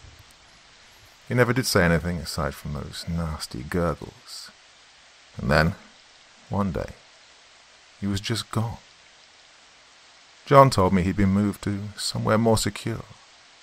I didn't question it, as I was relieved to be apart from that nightmare. John didn't seem to care one way or another. Oh, John. Something about him didn't sit right with me either. He was a research assistant for Dr. Ford, like me, and yet he looked like he was built for war and ready for it at all times. I don't just mean he worked out a lot. It was something in his mannerism, the look in his eyes, or the way he moved. If I didn't know better, I'd say the man was hired more for muscle than science. Now, this is just speculation on my part, but I'm confident that John is current or prior military of some sort. I guess speculation doesn't matter now, though. Not at this point. 2 days ago, I was asked to evaluate the status of a new patient who was being admitted. Dr. Ford said she wanted me to observe the man to see how severe his condition was. I'll be using a quiz to try and get analytical data to use for my research. Just a bit past noon on Tuesday, this gentleman arrived into processing. He was restrained and confined to a room in the upper facility at once. I asked about the restraints and was advised he was being very cooperative, but it was a simple preventative measure. Seemingly, the man in question had been experiencing hallucinations that caused him to have violent outbursts. This man's name was Aaron Nelms. This man is the reason I can no longer take part in the work being done here at the Colton Institute. His treatment, his medicine, as the good doctor called it, is what might be moving around in the halls tonight. I went to see Aaron to interview him and gather notes for the trials to come. Dr. Ford had provided me with a set of questions she wanted me to go through with him. I was put off by the idea of talking to him on account of the possible outburst, but he was unable to move past his bed, not to mention that his arms were strapped down. I walked into the room and took a seat at a table. I was only about 5 feet from the gentleman. He looked at me with tired eyes and sighed as I sat down. He knew I was there to ask him questions that he must have already answered over and over with many other professionals. I introduced myself and made it clear I wasn't here to judge, only to try and understand what he was going through. It took some time for him to start talking to me. It almost seemed like he was trying to verify if I was real before allowing himself to talk. Eventually, he started to answer my questions with increasing comfort. The starting questions were all very basic. What was his name? Who were his parents? How old was he? I then started to probe deeper into his issues to see what the extent of his hallucinations might be. Aaron looked at me with an almost fearful expression, like the concept of talking about them would bring them upon us. I directly asked him what he would see when they came. He looked dead into my eyes and said that they don't come anymore. He said they'd stopped leaving, that they were always here now. Well, this cryptic answer didn't tell me much, but it did pique my interest as to what was triggering the violence noted in his file. Well, I wanted to go a bit off the notes and ask him more about his personal life, his family, work, ambitions. I was looking for something that could tell me more as to what had caused the episodes in the first place. As I did, John came into the room. He looked a bit riled. He asked me why I was asking so many personal questions of the subject. I spoke up saying that I was trying to get more information for the doctor, as well as advising John that the subject had a name. John's attitude was almost combative at my response. He told me that I needed to stick to the notes aloud and do as commanded. Yeah, he used that term. Commanded. And I can't lie, John scared me a bit already, but something in his movements there made me feel like I was in real danger. I gave a sheepish apology and told him I'd try to keep it directly on the book from now on. He told me to take a break and head out for lunch. Well, I told him I could continue, that I wasn't even hungry. Yet, as he looked back at me, I could tell it wasn't a suggestion. I gathered my things and left the room. As I did, there was a sinking feeling in my gut that something foul was happening. Walking out of the building, another thought hit me. John's arm was bare and exposed in that room. The same arm that the gnarled-looking patient below had ripped at just a few nights ago. It was clean. No sign of damage at all. How was that possible, I thought. I remember the blood and rent flesh I'd seen that night. That mess was clear now. There was just no way he could have healed that fast. There'd be scars from that. I tried to make sense of it by telling myself that he must have used some kind of makeup to cover it, but no. That just didn't seem right either. It was just another in a series of doubts and lies that I was pushing down. Later that day, I went to see Dr. Ford about the matter. I spoke up about how John seemed to be rather aggressive and forceful in his approach. She told me that I shouldn't worry about it. Instead, she suggested that I be appreciative of his strength, as it comes in handy with some of the more unruly individuals that come here. She quickly moved the matter to another subject. Dr. Ford advised me that Aaron was scheduled for a screening to be a new test subject for her therapy methods. I was told that I needed to prep the lab below with John that night for the process. I wanted to ask more, but she'd already started to leave. She took a call and asked me to leave the office. As soon as I stepped out of her office, John was there waiting for me. He told me to follow him, and we went down to the lab. Once there, he had me do some menial cleaning duties. I was wiping off what seemed like freshly dropped fluid spills. I asked John what had happened, and his reply was simply a series of mutterings. With that, I understood that we wouldn't be talking much at all. I was a bit annoyed to be used as a janitorial service, considering my position, but considering the secrecy of the lab, I understood the why behind it. John didn't help much with the cleaning. He was working on adding a reinforced steel lining to one of the containment cells. I could see what looked like claw marks on parts that he was replacing. I shuddered to think of what else was held in these cells that I wasn't privy to. I was almost done with the final cleaning needs when I found it. I bent down to wipe out some hard-to-reach gunk from underneath the surgical table. The spot had an odd bend to it that made reaching the mess a chore. I grabbed a screwdriver to help move a panel aside to make it easier. As I did, something fell down onto the floor. At first I thought it was just another bit of gunk like the rest. And yet this was a dried and brittle piece. It must have been there for a while. When I went to collect with my gloved hands, it broke apart. I then found that the brittle outer layer was coating something underneath. It was a badge. An ID badge for use here at Colton. I inspected the badge and saw it belonged to one Matthew L. Anderberry. The ID picture was of a young man with a gleaming smile, maybe in his late 20s. He had reddish hair and a bushy auburn beard. Within seconds of seeing the badge, the realization of what I was looking at dawned on me. The contorted abomination of a man that I'd seen down in the same lab before. The thing that spat up this viscous fluid. The ugly image that carried the same auburn beard. That patient in the cage those few nights ago.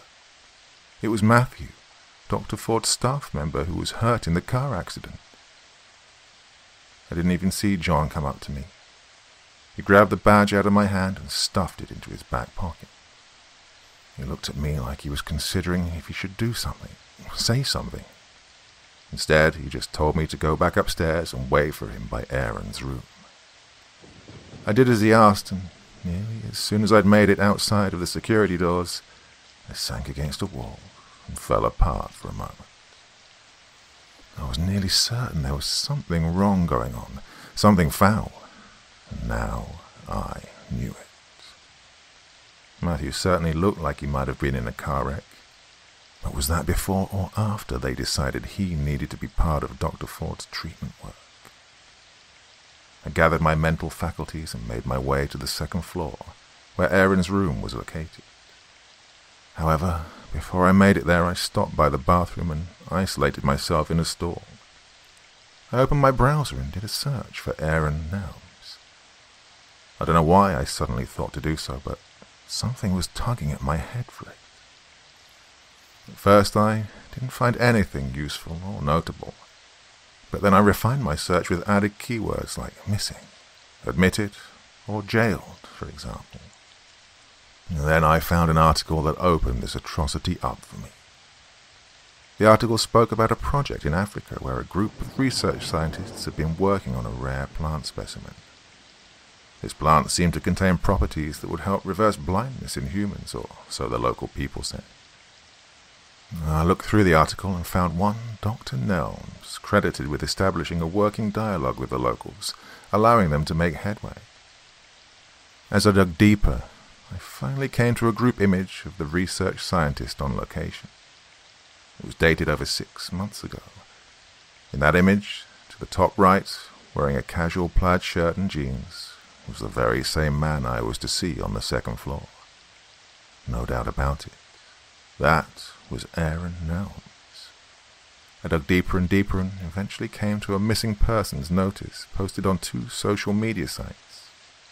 Both of them were seemingly posted by Aaron's wife. She stated that he'd been reported missing and that no leads were found. Posts were heartbreaking to read, and I knew I had to do something, tell someone. I thought, was it possible that Dr. Ford didn't know the history of this man? Maybe I could just walk up to her and we could work it all out. I was optimistic and stupid. I made my way out of the bathroom and over to Aaron's room. John wasn't there yet.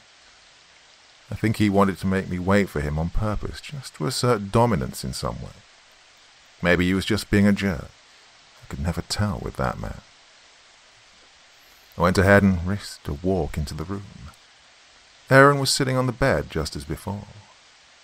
He was looking at the wall with a scowl on his face. He didn't even seem to register my approach.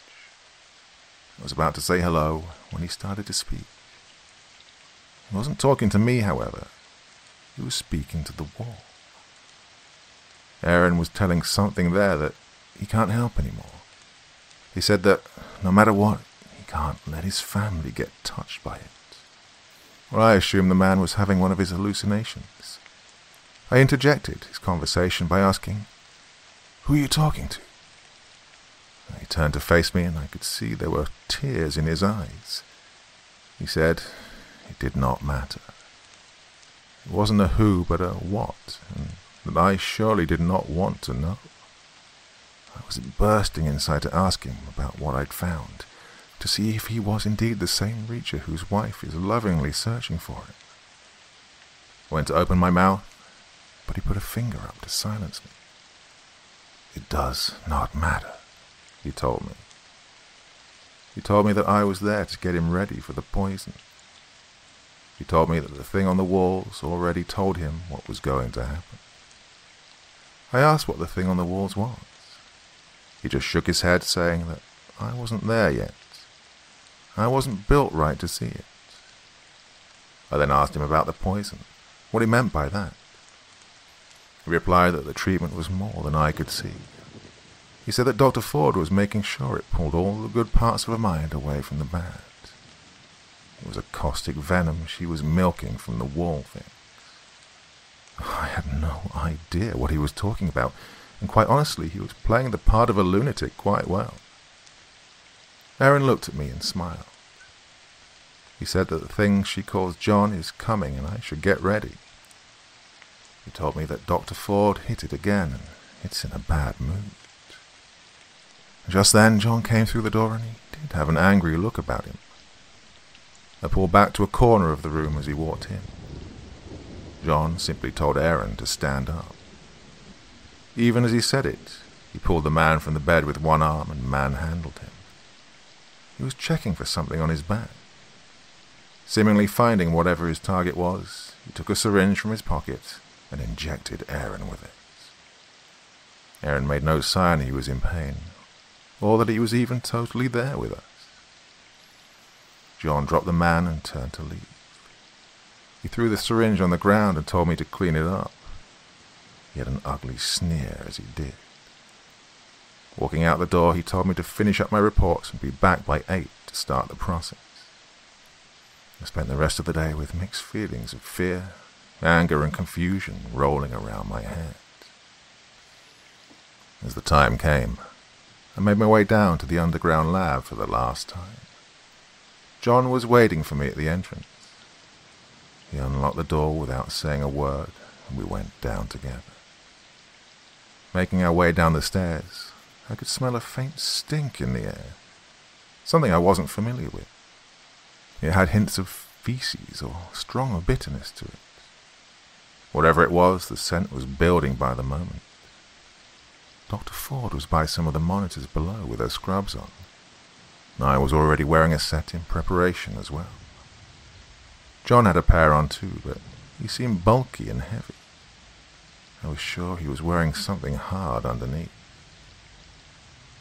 Finally, down there on the surgical table was Aaron himself. He was awake but seemed quite apart from the situation going on around him. He was making small movements with his lips like he was whispering something. I followed his eyes and he was staring at a far right wall. As I did, just for the faintest of moments, I swore I could see something there. I blinked and looked again. Nothing. I let that moment fall away. It's just me being tired, seeing things in the shadows. Looking back at Aaron, he was still looking at the wall, yet with his right eye still in place, his left rolled around and looked at me. I didn't know what the hell was going on, and I asked Dr. Ford as to the man's ocular strangeness. She just laughed and said that I worried too much about the little things. She said that tonight I would be part of the bigger picture. I think I understand what she meant now, but I hope to God I am wrong. I asked her just what we would be doing to, or rather for, Aaron. She told me to stop using his name, as it's not allowed down here. She said to refer to him as C213. I was taken aback by her nonchalant tone. She told me to check the restraints and prepare to document the process. I did so and felt horrible right away. These restraints she had on him, they were biting into the flesh of the man. They felt far too tight, and when I voiced as much, John told me to shut up. Moments later, the process started. Dr. Ford used no less than 11 syringes filled with various concoctions to begin with. These were all injected into Aaron's neck. He again made no motion as she did so. Dr. Ford started to speak, mostly for the record. She said the patient who suffered from multiple hallucinations and various mental issues would be receiving a level 3 application of the HG solution. She stated it was a modified formula that would help to further the separation of healthy brain segments from the failing ones. She added that the growth supplement would be tested in this trial, as well as to verify if the removed sections could be repaired by the body itself. For a moment, I was brought back into the young, happy researcher I wanted to be. Once again, I thought to myself about all the good that we could do if she was right about her work. Yes, for just a moment, I let the ideas of everything I'd known up to this point fall aside as my reason for coming surfaced again. Yet that was not to last for long. As I looked at Aaron on the table, I remembered the ID card I'd found under the panel I removed. Matthew. He'd been on this table before at some point. He had been given something here. My mind reeled at the thought of what happened that night. What details had I been lied to about? Dr. Ford went to apply some sort of cream to the injection site. It wasn't something I was medically familiar with. And oh Lord, did it stink. It filled the room with the same smell from that night. Almost instantly I felt the air around me rise in temperature. Aaron buckled and strained against the restraints. Even so, he made no facial suggestions that he was in any form of pain. He, for the most part, looked like he'd checked out mentally from the whole situation. Dr. Ford looked towards me and assured me that we were fine. This is how the solution starts. Once the treatment begins, the subject expels a massive wave of heat. She advised that it would pass and not to worry.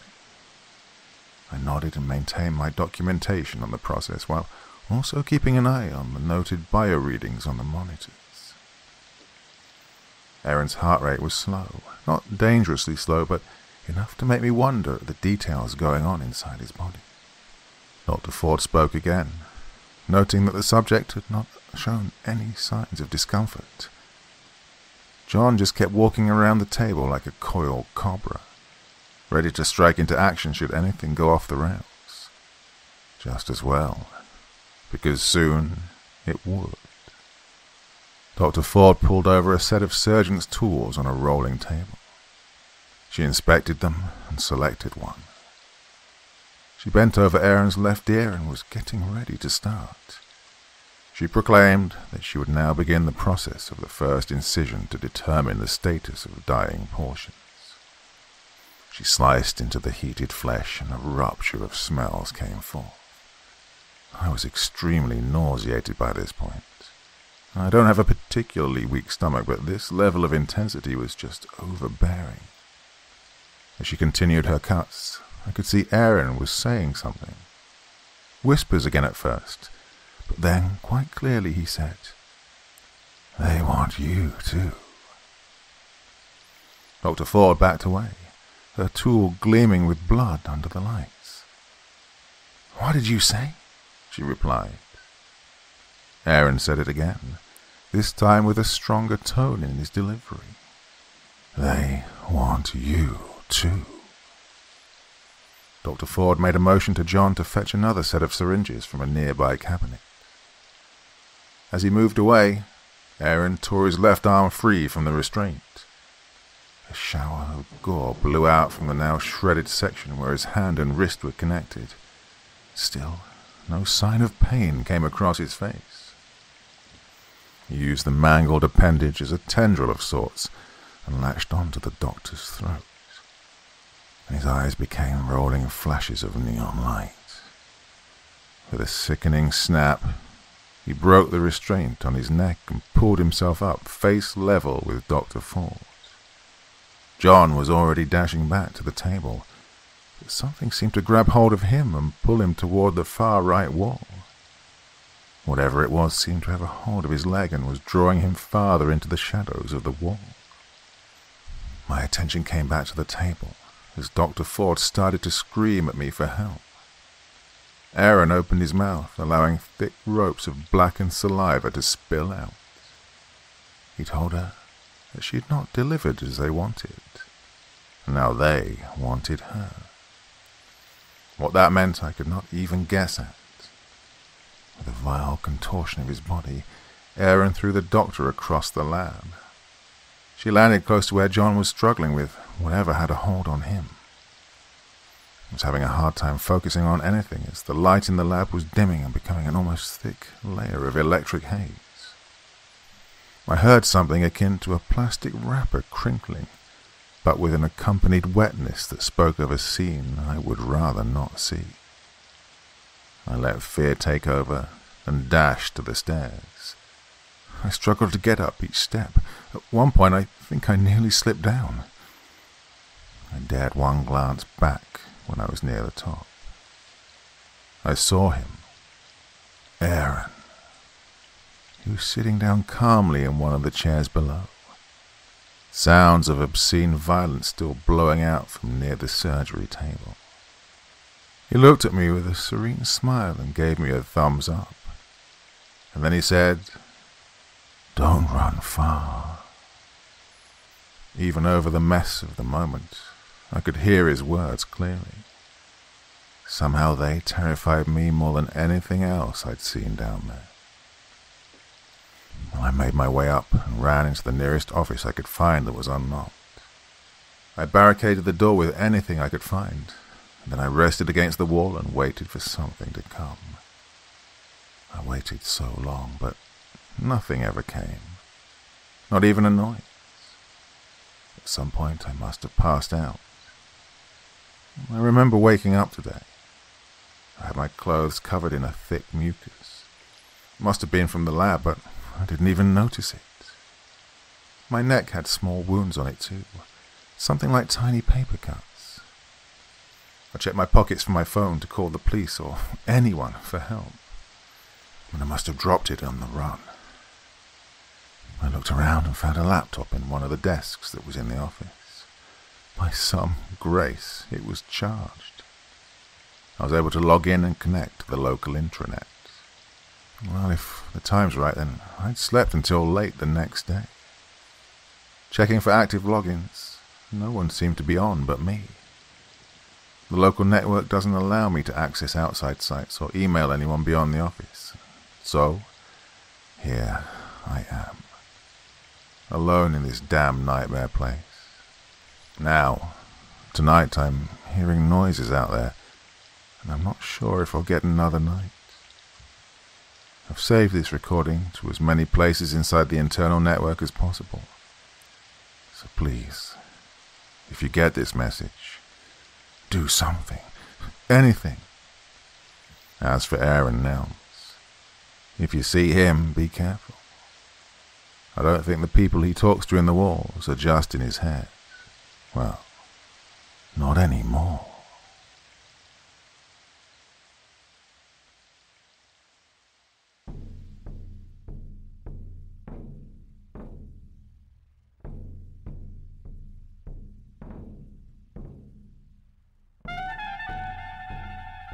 And so once again, we reach the end of tonight's podcast.